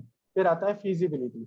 अब उस सब चीजों को अपन डिजाइन प्रोसेस के थ्रू जब अचीव करते हैं तो उसमें एक टेक्निकल एक पॉइंट ऑफ व्यू भी रहता है कि ये करना पॉसिबल है भी कि नहीं। जैसे अब कोई हम लोग एक सॉल्यूशन देना चाह रहे हैं ऐप के थ्रू, मोबाइल ऐप के थ्रू, तो हम लोगों को बेसिकली फीजिबिलिटी, हमारे पास इतना लेबर नहीं है कि हम लोग उतना रिसोर्स से हम वैसा एक ऐप के थ्रू आउटपुट दे पाए। तो वो फिजिबल नहीं है वहाँ पे। तो वहाँ पे हम लोग ये चेक करते हैं कि ये बनाना या हम लोग जो सोच रहे हैं वो बेस्ट चीज है, लेकिन क्या ये फिजिबल है या कितना फिजिबल है बेसिकली। तो ये तीनों चीजों को लेके हम लोग इसमें सोचते हैं। और डिजाइन थिंकिंग का जो पूरा प्रोसेस है वो भी साथ में चलता है, और उसमें भी हम लोग कई कई क्वेश्चंस बेसिकली पुट अप करते हैं। तो वो बेसिकली हम लोग बोलते हैं कि 4 क्वेश्चंस बोलते हैं, जो डिजाइन थिंकिंग का जो हम लोगों ने बात की उसी में 4 क्वेश्चंस भी हम लोग बोलते हैं कि what if, what is, what if, what wow and what works. तो ये 4 क्वेश्चंस बेसिकली हम लोग पूछते हैं उस चीज को जनरेट करते टाइम। तो जब हम लोग उसमें बोल रहे हैं कि जो फर्स्ट है एम्पैथाइज और अपना डिफाइन, ये पूरा प्रोसेस आ जाएगा जब हम लोग फर्स्ट क्वेश्चन पूछेंगे व्हाट इज। तो बेसिकली हम लोग अभी जो जनरली अभी जनरल वे में जो चल रही है चीजें या फैक्ट्स हैं या रिसर्चेस अवेलेबल हैं या जो भी हम लोग ग्राउंड रियलिटी है, वो सबको हम लोग समझते हैं, पहले आइडेंटिफाई करते हैं और उसको एम्पैथाइज करते हैं, ठीक है, डिफाइन करते हैं बाद, फिर उसको पहले नॉलेज ली, फिर तुमने डिफाइन किया उसको एक एज अ प्रॉब्लम स्टेटमेंट या फिर एक नीड के थ्रू कि भाई हम लोग को बेसिकली ये चीजें इससे चाहिए या ये चीजों की रिक्वायरमेंट है। फिर उसके बाद हम लोग जाते हैं आइडिएट के प्रोसेस पे, और बेसिकली तब आता है व्हाट इफ। तो आइडिएशन के टाइम पे हम लोग अजम्पशंस सारे देखते हैं, सारे के तरीके के केसेस देखते हैं कि व्हाट इफ हम लोग क्वेश्चंस पूछते हैं उसमें कि भाई ये चीज अगर सिनेरियो हुआ तो क्या, ये सिनेरियो नहीं हुआ तो क्या, वो सब करके हम लोग आइडिएट करते हैं, बेसिकली करना स्टार्ट करते हैं उस चीज को। फिर अब आते हैं प्रोटोटाइपिंग के ऊपर हम लोग, तो वो आता है व्हाट वर्क्स के ऊपर। तो उस टाइम पे हम लोग क्वेश्चन पूछते हैं कि व्हाट वर्क्स, सबसे ज्यादा चीजें जो है हम लोगों ने डिफाइन कर लिया सब कुछ, उसके बाद हम लोगों ने आइडिएट भी कर लिया। अब उसके बाद में जो प्रोसेस आ रहा है कि इनमें से कौन कौन सी चीजें हैं जो सच में उस सिनेरियो को के ऊपर एप्लीकेबल हो रही हैं या उस चीज को सॉल्व करने में बेसिकली वर्क कर रही हैं, व्हाट वर्क्स। फिर हम लोग जाते हैं उस प्रोसेस से हाँ। तो टेस्ट के बाद क्या, उसके बाद कुछ होता है वापस? हाँ, प्रोटोटाइपिंग टेस्ट के ऊपर। अब इसमें ये एक लीनियर प्रोसेस है, ठीक है। अब इसमें नॉन लीनियर प्रोसेस भी हम लोग, जरूरी नहीं है कि सबकी रिक्वायरमेंट लीनियर प्रोसेस की हो। कोई हो सकता है कि हम लोगों ने आइडेंटिफाई कुछ बाद में किया, अब मान ली प्रोटोटाइपिंग बनी, प्रोटोटाइपिंग हुई, टेस्टिंग के बाद में हम लोगों ने सोचा कि हम लोग गलत चीज फॉलो कर रहे थे, तो हम लोग उस प्रोसेस पे वापस जाएंगे जिस प्रोसेस में हम लोगों ने गलती करना स्टार्ट किया, ठीक है। प्रॉब्लम स्टेटमेंट गलत किया या आइडिएट गलत किया, वो हम लोग वहां पे वापस से जाएंगे, और बैक एंड फोर्थ है, ये चलता रहता है जब तक कि हम लोग फाइनल जो एकदम वायबल और अपना बढ़िया प्रोडक्ट एकदम नहीं निकाल दें लास्ट। तो तब तक चालू रहती है। तो एक चीज तो मैं आपसे पूछना चाहूंगा पहले, पर ऋषभ से एक बार मैं चाहता हूँ कि ऋषभ तू ये बता कि जैसे ये जो इन्होंने अभी पूरा डिजाइन थिंकिंग प्रोसेस बताया पूरा, जिसमें एम्फेसाइज, डिजाइन, आइडिएट, प्रोटोटाइप और टेस्ट आ रहा है, तो तेरे हिसाब से इसमें कुछ और मतलब ऐड होना चाहिए या फिर मतलब इतना ही काफी है? और जो जैसे कह रहे हैं कि वो थ्रू एंड मतलब आता जाता रहता है, वो आगे पीछे भी जाता रहता है, तो कोई दिक्कत नहीं। तो तेरे हिसाब से इसमें कुछ ऐड होना चाहिए, एकदम परफेक्ट चीज है ये इतना बड़ा अम्ब्रेला टर्म है कि इसमें कुछ ऐड करने की जरूरत नहीं है। बस बेसिकली ये है कि जितने टैंजेंट्स बना सको बीच में, मतलब आइडिएशन में तुम एक प्रॉब्लम स्टेटमेंट लेके चल रहे हो, और उसमें जितने मतलब तुम्हारे पैनल पे 5 लोग बैठे हैं ना, मतलब और ज्यादा हो तो बेटर है, तो उसमें जितने टैंजेंट्स खोल सके ना, मतलब एक मैंने बहुत फेमस टॉक सुनी थी, उसमें डिजाइन इज ऑप्शन, उसने बोला था मतलब design process is options. Basically उसको जितना ऑप्शंस तुम क्रिएट कर सको उतना तुम्हारी लाइफ इजी होगी और उतना ही अच्छा प्रोडक्ट बनेगा। तो ये जो एक सीधी लाइन है, उसमें से टैंजेंट्स खोलते रहो जितना खोल सकते हो, तब जाके तुम्हारा मतलब ये एक लाइन है लेकिन तुम्हारा वर्ल्ड इसके अराउंड है। तो तुम कितना दूर ट्रैवल करना चाह रहे हो तुम्हारे ऊपर है, कितना रिस्क लेना चाह रहे हो। इस लाइन को चेंज मत करो, क्योंकि एक यही है तुम्हारा एक बेस, मतलब स्टार्ट ऑफ पॉइंट यही है। यहाँ से बाउंस करो जितना ऊपर कर सकते हो, और बाउंस तभी कर सकते हो जब ब्रेनस्टॉर्म करके ऑप्शंस खोलो और ऑप्शंस को क्वेश्चन करो, उसमें से टैंजेंट्स निकालो, और जितना टाइम है तुम्हारे पास उस हिसाब से वहां फिर सम अप करो बैठ के, फिर नेक्स्ट पे बढ़ो। और जो सेकंड लास्ट जो लास्ट पॉइंट होता है जो कि रिपीट होता है, मतलब रिविजिट करने वाला पॉइंट, तो फिर रिविजिट करो, फिर कोई टैंजेंट है तो वो चेक करो कि ये छूट गया था शायद इसीलिए हुआ, या नहीं हुआ तो नया टैंजेंट खोल दो। तो उससे ये प्रोडक्ट मतलब एक ही चीज से ये प्रोसेस बेटर हो सकता है, वो ऑप्शंस। और जितना और अच्छा प्रोडक्ट और बुरा प्रोडक्ट में ये डिफरेंस है कि कितने ऑप्शंस एक्सप्लोर किए गए थे और कितने सिंसियरली एक्सप्लोर किए गए थे। इस प्रोसेस में कोई प्रॉब्लम नहीं है, बहुत बड़ा अम्ब्रेला टर्म है और बहुत जेनेरिक सा टर्म है, मतलब कहीं कुछ भी करोगे तो ये लगता ही लगता है। लेकिन बस ये है कि तुम्हारे प्रोसेस को स्ट्रीमलाइन कर देता है और तुम पीछे मुड़ के देख सकते हो कि हाँ यहाँ एक रिलायबल प्रोसेस है जिसमें वापस जा सकता हूँ मैं चेक करने के लिए, भटक नहीं जाऊंगा मैं। बेसिकली जैसे बर्ड बॉक्स का एग्जांपल है, तो बर्ड बॉक्स फिल्म में वो जो लीड प्रोटैगनिस्ट है वो कभी भी बोर्ड से बाहर जाती है तो अपने कमर पे एक धागा बांध लेती है ना, क्योंकि वो देख नहीं सकती, क्योंकि अगर तूने फिल्म देखी है तो वो अगर देखेगी तो वो मॉन्स्टर आ जाएगा उसमें।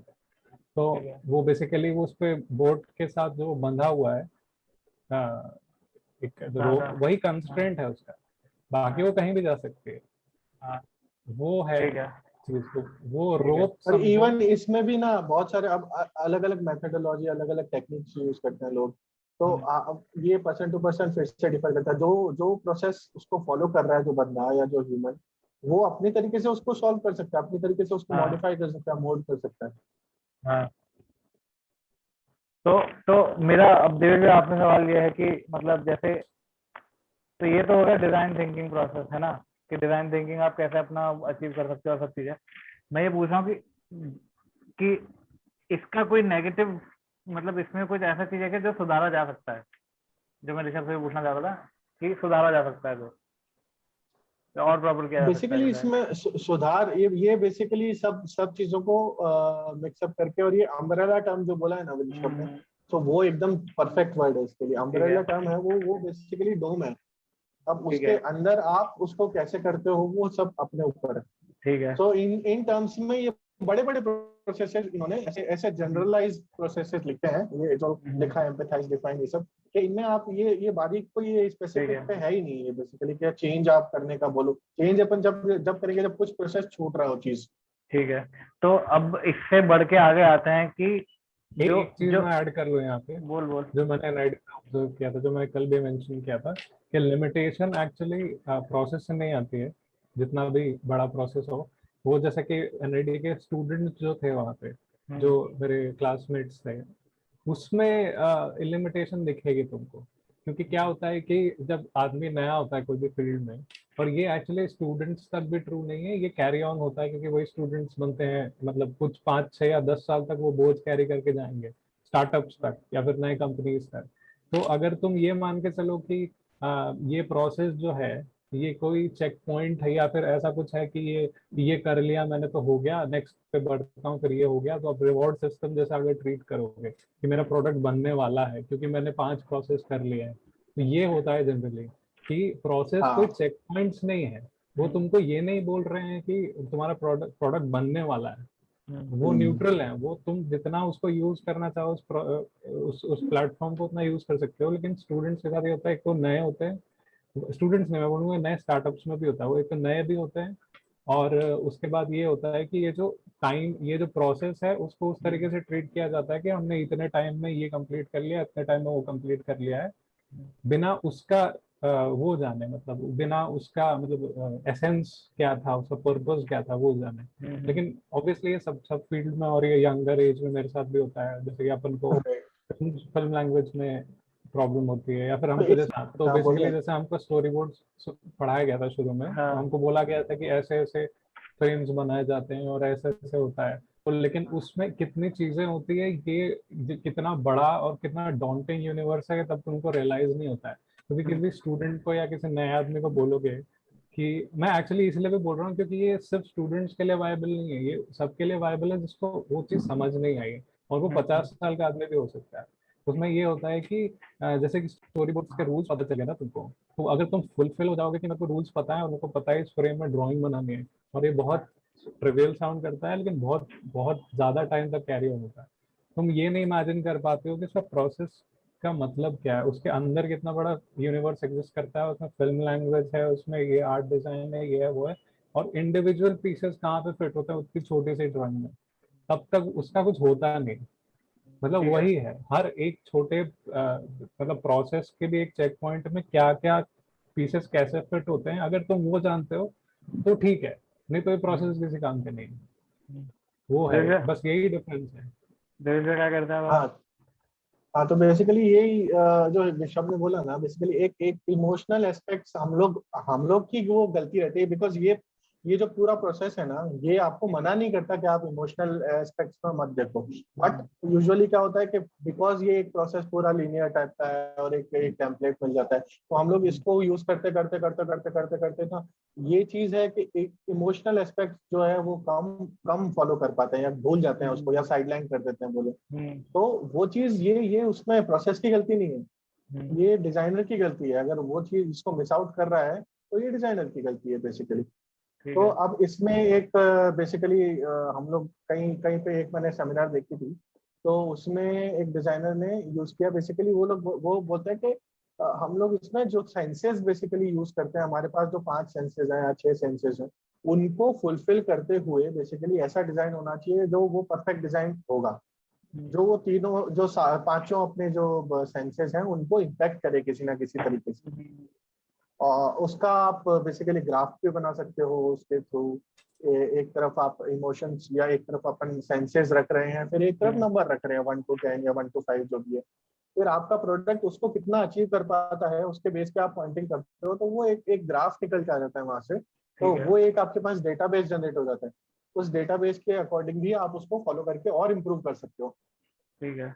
बस छोटा सा पॉइंट ऐड कर देता हूँ कि जो बोलते हैं ना कि सेक्स सेल्स, वही जो देवेश भाई का पॉइंट था कि वो तुम्हारे कौन से कितने सेंसेस को केटर करता है, तो सेक्स सेल्स वाला चीज क्यों मतलब फेमस है इतना। तो सेक्स हाँ, सेल्स कह रहा है, इसका क्या मतलब, क्या मीनिंग क्या है उसका? फिर बात करना सेक्सुअल सिक्स है। सेंस। अंडरटोन्स, सेक्सुअल कॉनोटेशंस होते हैं ना एड्स में, मतलब सेक्स हाँ मतलब सेक्स, लेकिन हाँ, पूरा समझ रहा।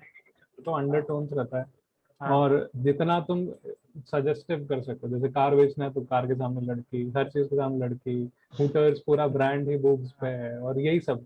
तो उसमें ये जो चीज सेक्स सेल्स क्यों बोला जाता है, क्योंकि सेक्स का जो मतलब ऑर्गेजमिक मतलब जो ब्रेन एक्टिविटी होती है वो सबसे ज्यादा एंगेजिंग होता है मतलब ब्रेन के लिए। तो वो सब सब कुछ ही ले जाता है अपने साथ प्रोसेस करने के लिए, वो जो छोटा सा टाइम फ्रेम।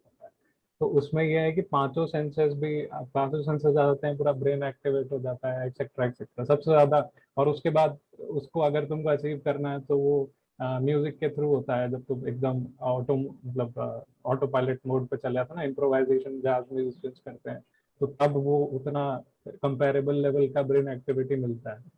तो ये वही चीज है कि ये सबसे प्लेजरेबल चीज है सेक्स ह्यूमंस के लिए, तो इसीलिए उसका अंडरटोन्स लाते हैं। वो भी मतलब तू बोल सकता है कि एडवर्टाइजमेंट में किसी ने डिजाइन प्रोसेस के थ्रू लाया होगा, या उसको ज्यादा ग्लोरीफाई ना करूँ तो इंट्यूशन के थ्रू लाया होगा। तो बस मैं छोटा सा पॉइंट ऐड कर रहा था सेक्स सेल्स के लिए। ठीक है। तो तो अब ये अब पॉइंट भी जो बेसिकली है, हम लोग जब भी सुनते हैं, जब हम लोग ह्यूमन सेंट्रिक डिजाइन की बात करते हैं, जब हम लोग ना, एक ही टर्म है बेसिकली ह्यूमन सेंट्रिक डिजाइन या यूजर सेंट्रिक डिजाइन, है ना।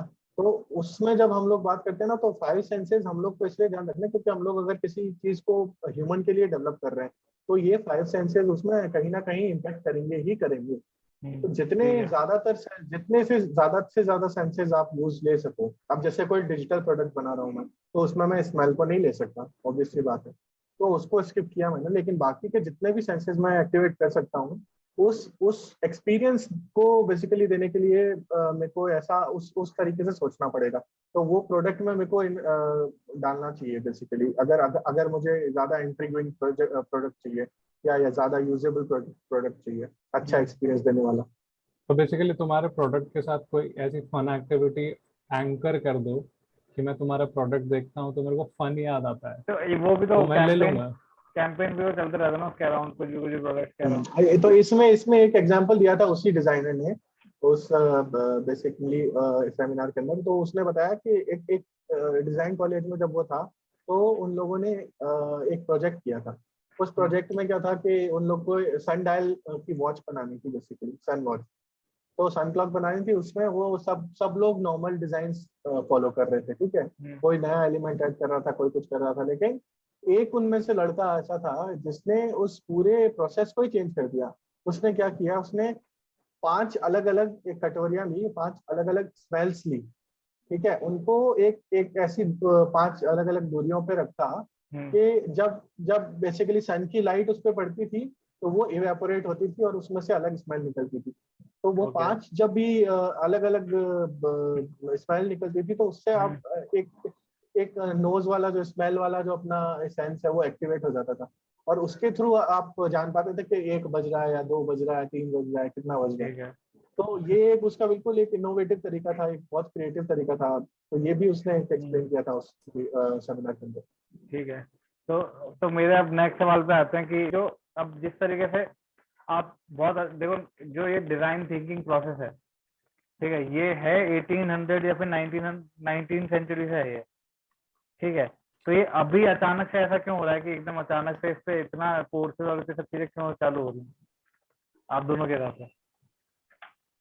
हाँ, मेरे हिसाब से तो इसमें ऐसा है कि हाँ, ये प्रोसेस कभी से भी हो, लेकिन हाँ। बेसिकली कब ये जनरलाइज हुआ, आफ्टर ग्लोबलाइजेशन चीजें निकल के आई, फिर लोगों ने धीरे धीरे अंडरस्टैंडिंग जनरेट हुई तो इम्पोर्टेंस समझनी स्टार्ट की डिजाइन को लेके, ठीक है। और तब जब जाके फिर ये मतलब इन एक जनरलाइज एक एजुकेशन का पार्ट बन गया, तो एकेडमिक्स में हम लोगों ने बेसिकली इसको यूज करना स्टार्ट किया है अभी टर्मिनोलॉजी में। और हम लोग को मालूम है कि इंडिया में ऐसा है कि एक बार अगर कुछ नया स्टार्ट होता है तो वो बहुत ही हाइप हो जाता है, बहुत बूम होता है उसका। तो एक जैसे अभी इंजीनियरिंग का था, उसके बाद एनिमेशन का भी एक टाइम आया था जब हम लोग एनिमेशन में थे, और वैसे ही डिजाइन का भी बेसिकली अभी इम्पोर्टेंस लोगों ने जब समझनी स्टार्ट किए, उसके बाद में ये नॉलेज गेन करने के बाद ये सब चीजें आनी शुरू हुई है सामने। तो जब तक अंडरस्टैंडिंग ही नहीं होगी किसी चीज की, आप उसके बारे में बात ही नहीं करोगे। अब हम लोग आज बात कर रहे हैं इन सब चीजों के ऊपर बैठे हुए, आज 10 साल 15 साल पहले भी हम लोग इन सब चीजों के ऊपर बात नहीं करते।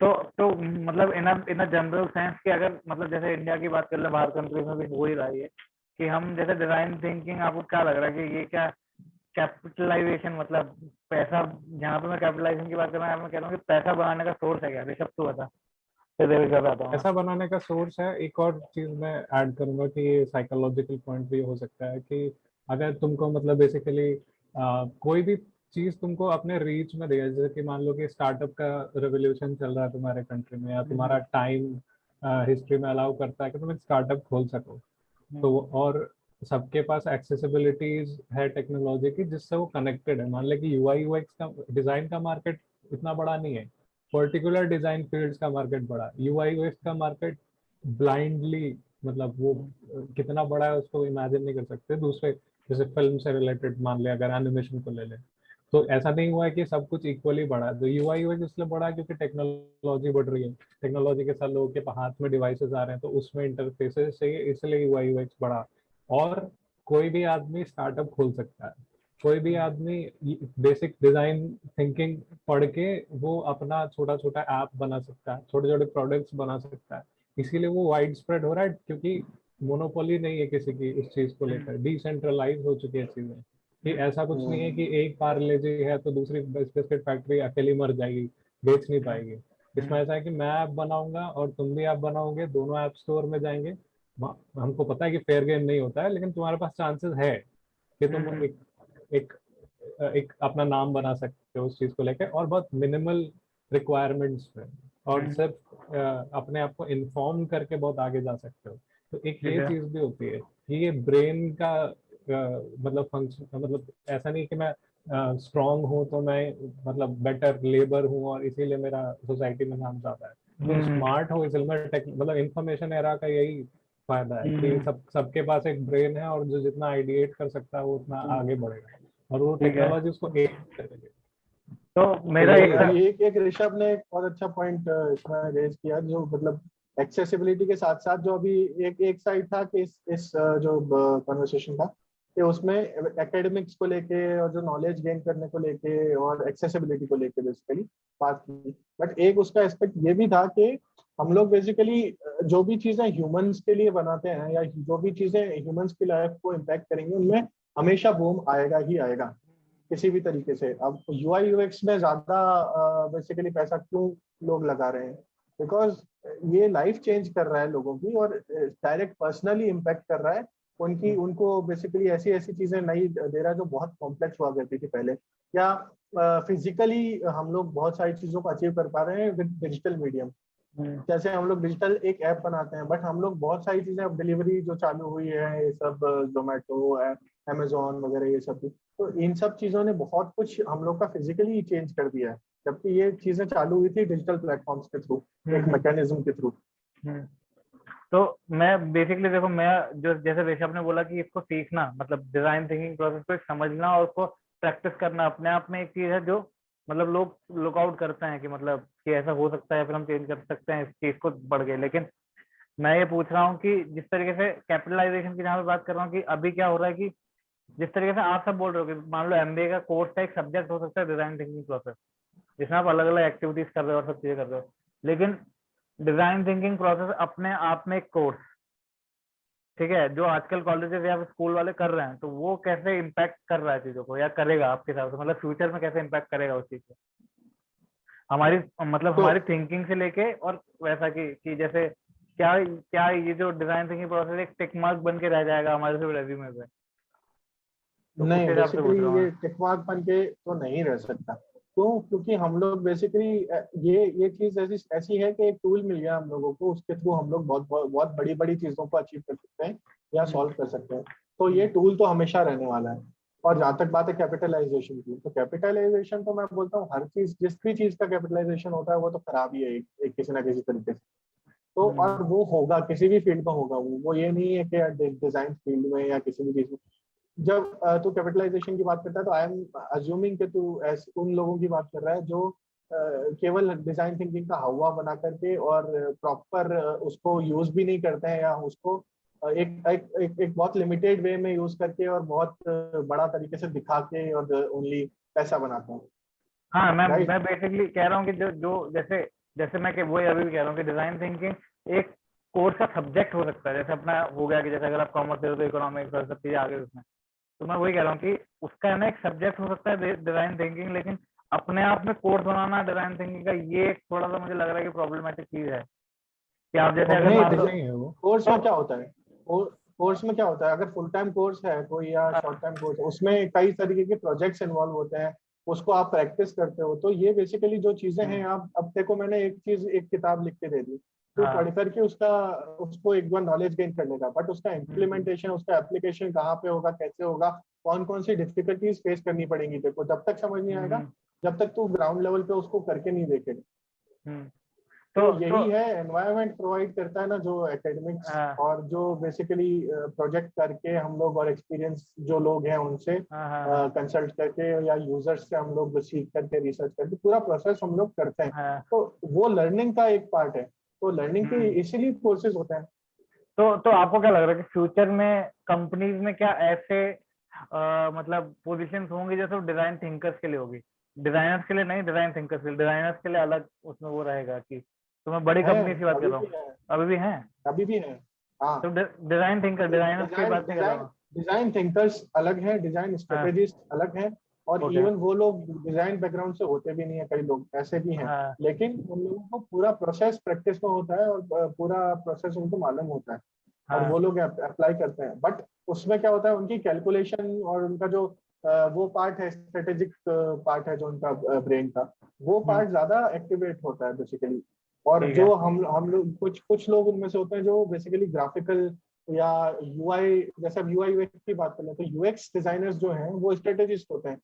हाँ और वो लोग अलग अलग टाइप से उनका प्रोसेस होता है, थॉट प्रोसेस, और हाँ पूरा ये थिंकिंग सब करते हैं।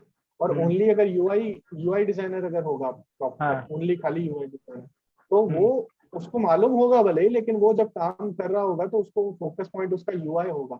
हाँ वो ग्राफिक्स के बारे में सोचेगा, वो उस ग्राफिक्स में कैसे यूएक्स को इन्वॉल्व कर सकता है, उसका यूएक्स अलग है, ओके उसका पॉइंट ऑफ व्यू अलग है यूज करने का यूएक्स को। ओके लेकिन जो यूएक्स डिजाइनर है, वो स्ट्रेटेजिस्ट जो है, वो उसका पॉइंट ऑफ व्यू अलग होगा।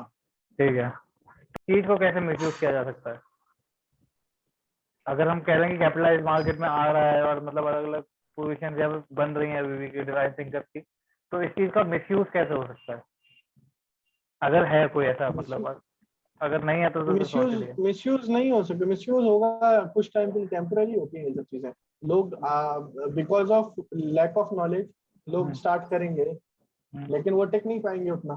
हम्म कब तक एक्सप्लॉइट कर पाएगा? जब तक आप एक प्रोडक्ट नहीं दे पा रहे हो हम्म उस लेवल का, या जो प्रॉब्लम सॉल्व करने को आपको मिली है वो नहीं सॉल्व कर पा रहा है अगर आपका प्रोडक्ट, तो एक टाइम पे के बाद आप नहीं चलोगे मार्केट में। ऋषभ? मिसयूज नहीं कर सकते बेसिकली। ये मतलब एक कंपनी का सीईओ इमेजिन कर जो सालों से ये चीज यूज कर रहा है, ठीक है, डिजाइन थिंकिंग को 1960s से यूज कर रहा है, क्योंकि ये टाइम मेमोरियल वाली चीज है। ये कुछ आज नहीं बना है, आज लोगों ने क्या किया, उसको बज़वर्ड बना दिया है। तो एक आदमी है जो चलाता है कंपनी बहुत सालों से, और उसको बज़वर्ड आया है कि आजकल डिजाइन थिंकर्स की जरूरत है, तो वो हंसेगा एक बार और बोलेगा कि हाँ एक डेजिग्नेशन बना दो डिजाइन थिंकर, और किसी चूते को पकड़ के ले आओ, क्योंकि हम काम तो वही कर रहे हैं। तो दिक्कत ये नहीं है कि ये एग्जिस्ट करेगा नहीं करेगा, या फिर ये मिसयूज होगा नहीं होगा। ये मिसयूज नहीं हो सकता। सबसे पहली बात, ये ऐसा नहीं बोलता है कि बॉडी को ठिकाने कैसे लगाना है, उसमें भी डिजाइन प्रोसेस कर सकते हो, लेकिन उसमें ये है कि तुम जैसे यूज करना चाहते हो किसी भी प्रोसेस को लेके, एक बेसिक टूल दे देगा थिंकिंग का एक, क्योंकि एक छोटा सा बच्चा सैंड कैसल बनाते समय भी डिजाइन थिंकिंग का इस्तेमाल करते हैं। बेसिकली ये डिसइंजीनियस है। और एकेडमिक्स में क्या चल रहा है वो देखना थोड़ा बेवकूफी है, क्योंकि एकेडमिक्स उस चीज को फॉलो करती है कि तुम्हारे स्टूडेंट्स आगे जाकर अगले 2-3 साल में मार्केट में मतलब रेलेवेंट होंगे भी कि नहीं होंगे, वो कुछ जॉब। भी, हाँ जॉब वॉब को ले और कुछ भी पढ़ा सकते हैं, उसको लेके कोई दिक्कत नहीं है। पर ये है कि एक अगर ये बज़वर्ड आ ही गया है मार्केट में, तो अच्छी बात है कि इसके नुआंसेस सीख लिए जाए, क्योंकि इसमें नुआंसेस हैं, क्योंकि और बहुत टाइप्स के डिजाइन थिंकिंग हो सकते हैं, और वो तुम्हारे पर्सनल नीड के हिसाब से वो चेंज हो जाते हैं।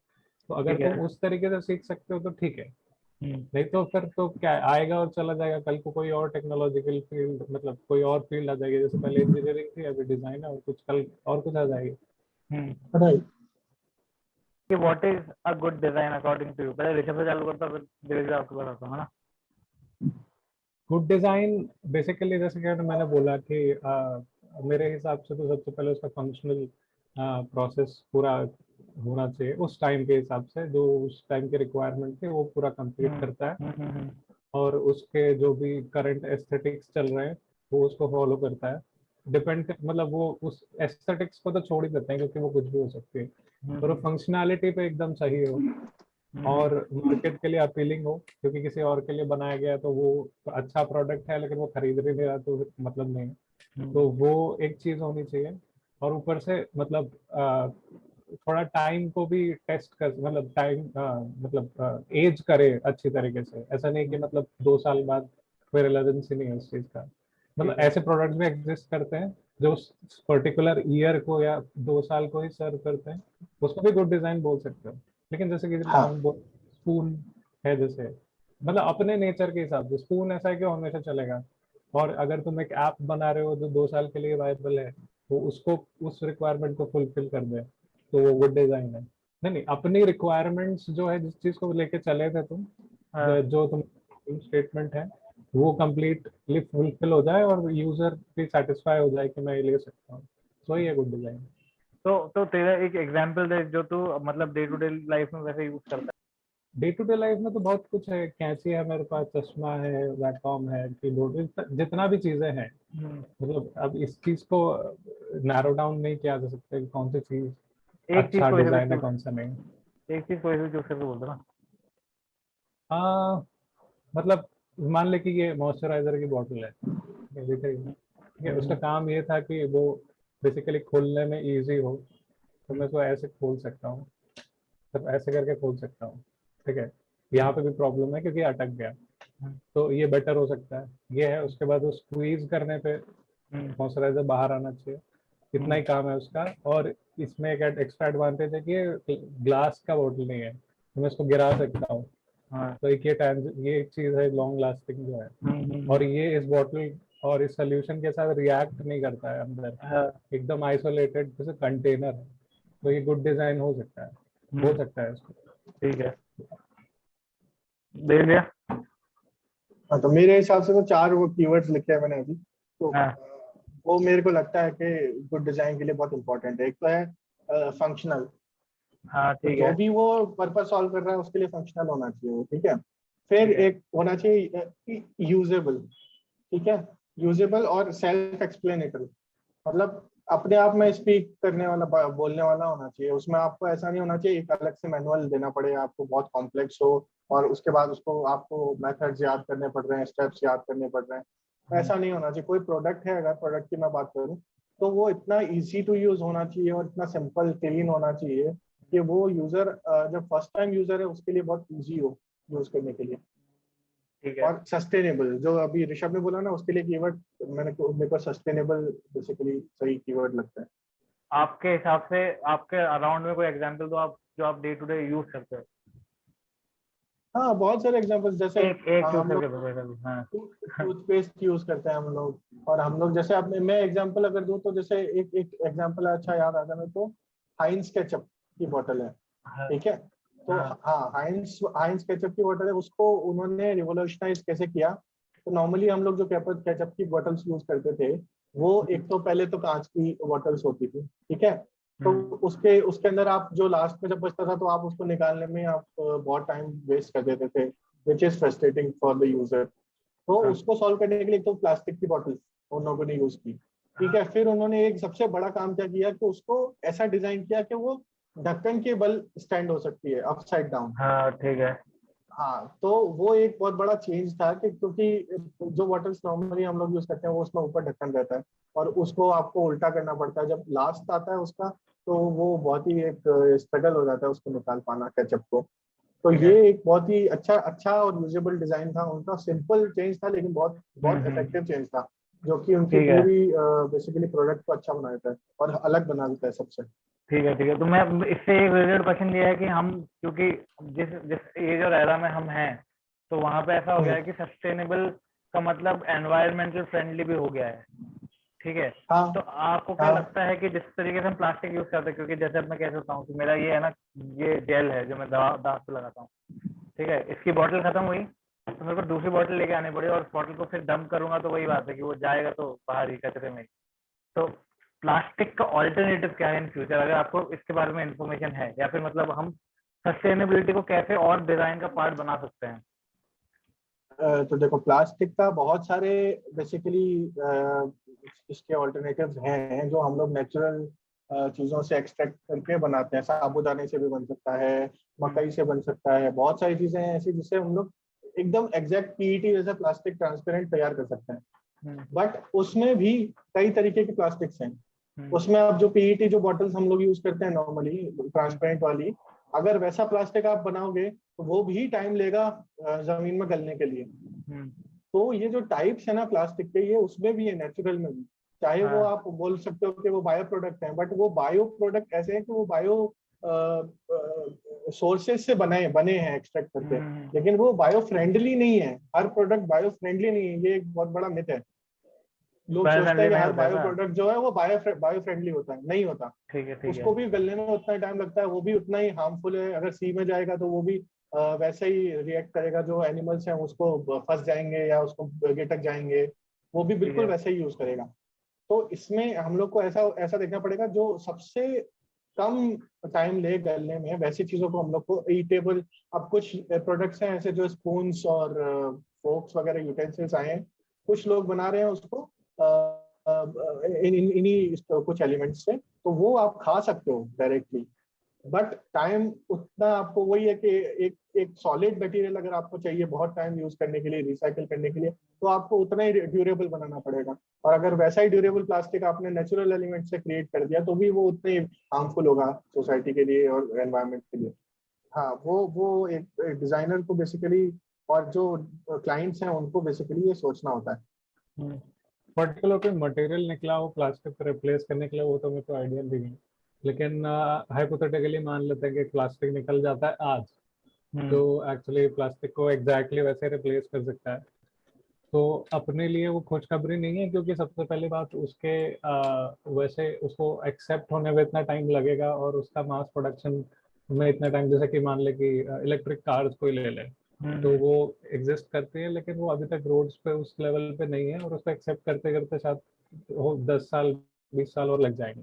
तो अगर तुमको प्लास्टिक का ऑल्टरनेट नॉर्मल लोग तो नहीं ढूंढ सकते, और अगर तुमको फिर भी एनवायरनमेंट के लिए कुछ करना है तो बाउस डिजाइन जैसा है कोई, अगर तुम अपने लाइफ में इस्तेमाल करो कि फंक्शनैलिटी को और मिनिमलिज्म को अपने लाइफ में लेके आओ, कि अब मिनिमल लाइफस्टाइल बना लो, जितना प्लास्टिक, एक बॉटल अगर तुमको ये ड्रॉप का लगता है तो लगता है, उसमें तुम्हारा कोई गलती नहीं है, क्योंकि वो अभी वो नहीं है, मतलब उसका ऑल्टरनेट नहीं है मार्केट में।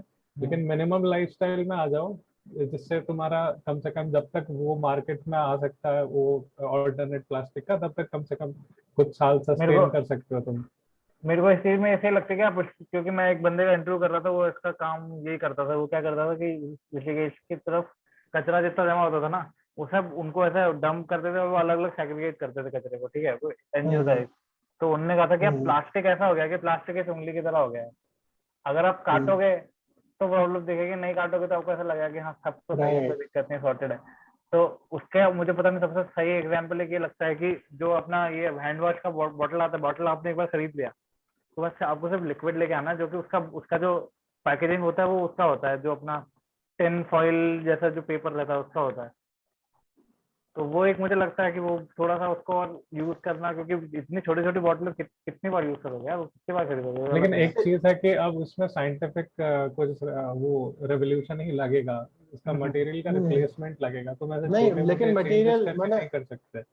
बोलो जैसे देखिए। मैंने बताया ना, मटेरियल्स भी है अवेलेबल, हम्म लेकिन वो मटेरियल्स भी पेट्रोलियम बेस्ड जो प्लास्टिक्स हैं हम्म वैसे ही हानिकारक हैं, उतने ही हम्म हानिकारक हैं। क्यों? क्योंकि हम्म हम लोग जो प्रोडक्ट बेसिकली चाह रहे हैं वो वाटर रेजिस्टेंस होना चाहिए, हम्म केमिकल्स के साथ रिएक्ट नहीं करने वाला होना चाहिए, और बहुत सारे दिन तक वो स्टोर करने वाला चीजों को होना चाहिए, और खुद भी हम्म खराब ना हो, ये हम्म। ऐसा भी होना चाहिए। तो वो हाँ। प्लास्टिक की जो डेफिनेशन है, जो प्लास्टिक हम लोग आज यूज कर रहे हैं, वैसा ही प्लास्टिक अगर किसी नेचुरल चीज से भी आप डेवलप करोगे ना, वो भी उतना ही हानिकारक है। हम्म, और इसमें एक और चीज है, तीन चीजों के थ्रू हम लोग शायद इसको कम कर सकते हैं। एक तो इसका यूज ही कम करो, हाँ। ठीक है, फर्स्ट। दूसरा लाइफ। क्या है, हाँ। जो जो जो चीज जो अभी तक प्लास्टिक इस वर्ल्ड में हमने बना लिया है, वो आज से करीबन बहुत साल बाद वो कभी जाके हुआ तो हुआ, नहीं तो वो भी मतलब बायोडिग्रेडेबल नहीं है वो, तो वो जमीन में जाके मिलेगा भी नहीं। तो हम्म उस प्लास्टिक को लेके रीयूज करना, ये एक सेकंड ऑप्शन हो सकता है। और थर्ड ऑप्शन अपना यही है कि हम लोग को एक अवेयरनेस और एक इकोसिस्टम डेवलप करना पड़ेगा, जिसके थ्रू हम लोग बेसिकली डंप ना कर दें किसी भी चीज को कहीं भी। एक प्रॉपर एक एक डेस्टिनेशन होना चाहिए किसी भी चीज को, अगर प्रोडक्ट कोई आता है तो हम्म। वापस जाके वो रिसाइकल जाने के टाइम तक वो पूरा एक प्रोसेस, एक जनरल प्रोसेस होना चाहिए जिसको हर पब्लिक यूज करे। तो वो इतनी हद अभी तक तो उसको फैलाना पड़ेगा और अवेयरनेस लानी पड़ेगी। तो ये तीन चीजें हैं जिसके थ्रू हम लोग कम कर सकते हैं। इंडिया में तो आएगा 40 साल बाद।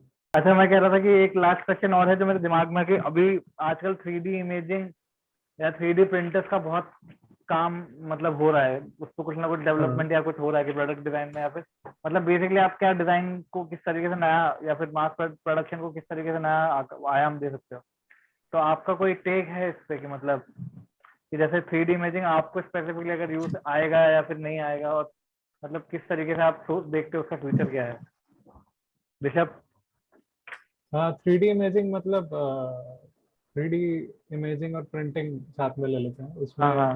बेसिकली 3D प्रिंटिंग थैंकफुली सिर्फ प्लास्टिक्स और उस पे नहीं रहेगा, ये जो पहले हुआ करते थे कि प्लास्टिक बेस या और थोड़े बहुत मेटल से एक्सपेरिमेंट। आजकल बहुत कुछ 3D प्रिंट हो रहा है, मतलब घर घर 3D प्रिंट हो जाता है, जो राइट, सीमेंट सीमेंट। से लेके और वो जितना भी, तो वो चीज़ें सिंप्लीफाई कर सकता है, एक्सेलरेट कर सकता है। बस वही है कि जो मटेरियल्स इसके साथ यूज कर रहे हैं हम्म मतलब 3D प्रिंटिंग को लेके, वो थोड़े और रेवोल्यूशनाइज हो जाए, तो क्योंकि वो एक ऐसा चैनल है जिससे तुम्हारा प्रोडक्शन बहुत जल्दी हो जाता है। हम्म तो तुम अगर वो रॉ मटेरियल ऐसा यूज करते हो जो तुमको फिर बेटर होता है, तो वो जैसे अपन सस्टेनेबिलिटी की बात कर रहे थे, वो हो सकते हैं। बाकी 3D इमेजिंग वगैरह को अगर मैं सिर्फ अपने लाइफ में इस्तेमाल करने की बोलूँ तो शायद मे बी स्टॉप मोशन वगैरह में, पपेट मेकिंग या उस सेट मेकिंग वगैरह में यूज हो सकता है। बाकी डायरेक्टली तो शायद मेरे लाइफ में उतना, मतलब मजे के लिए उसके अलावा कुछ यूज नहीं होगा उसका। देख रहे हो? सो बेसिकली फ्यूचर तो बहुत ब्राइट है, ठीक है। हम्म, अब 3D इमेजिंग की अगर बात करें तो मेडिकल में बहुत यूज है उसका, बहुत ही ज्यादा यूज है हद तक।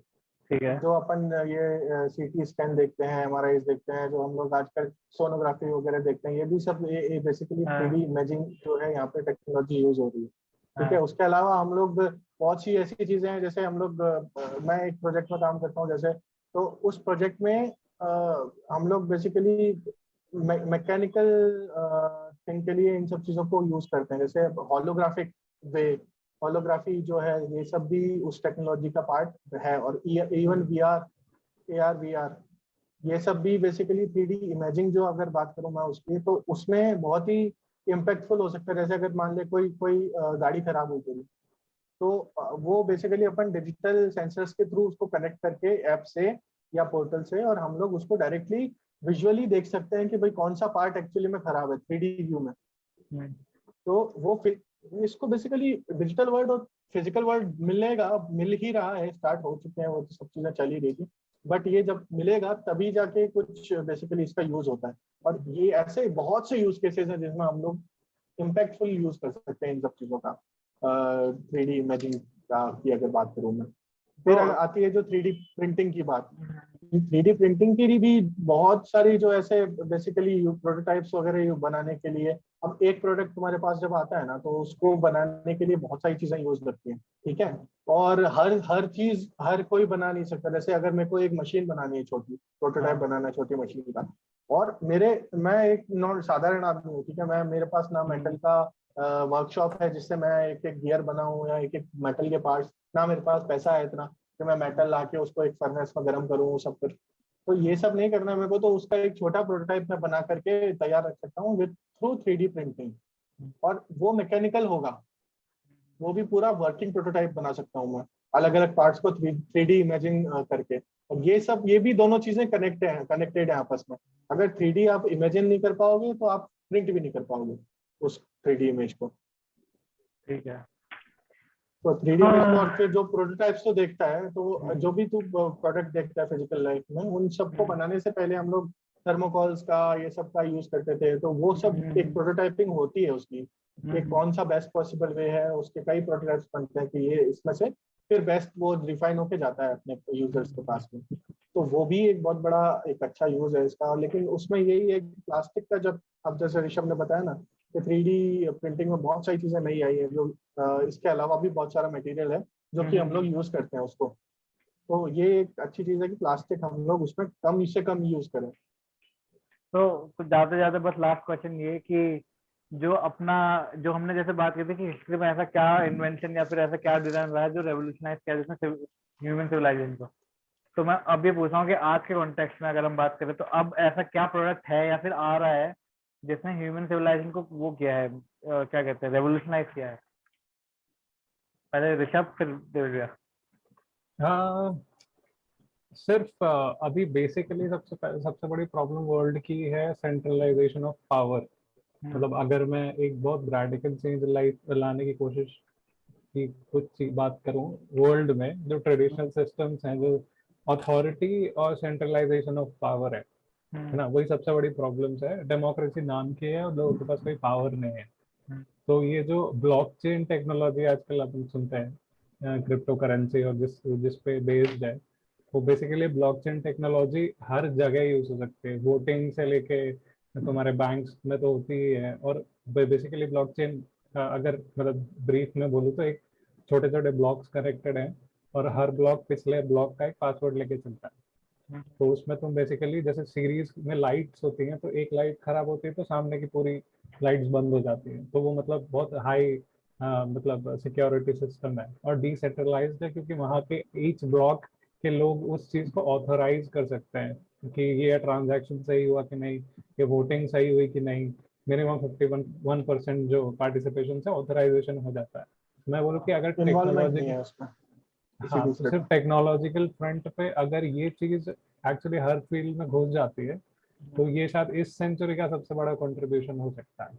मतलब सिर्फ इस एक टेक्नोलॉजिकल फील्ड को लेके चलूँ तो। बाकी पता नहीं, मतलब मेरे दिमाग में अभी ये बहुत बड़ा स्पेस ऑक्यूपाई करता है। तो बहुत बहुत सारी चीजें हैं ऐसी जो आ रही हैं, जो मतलब एज अ टेक्नोलॉजी बहुत मतलब एकदम रिवोल्यूशनरी चीजें हैं।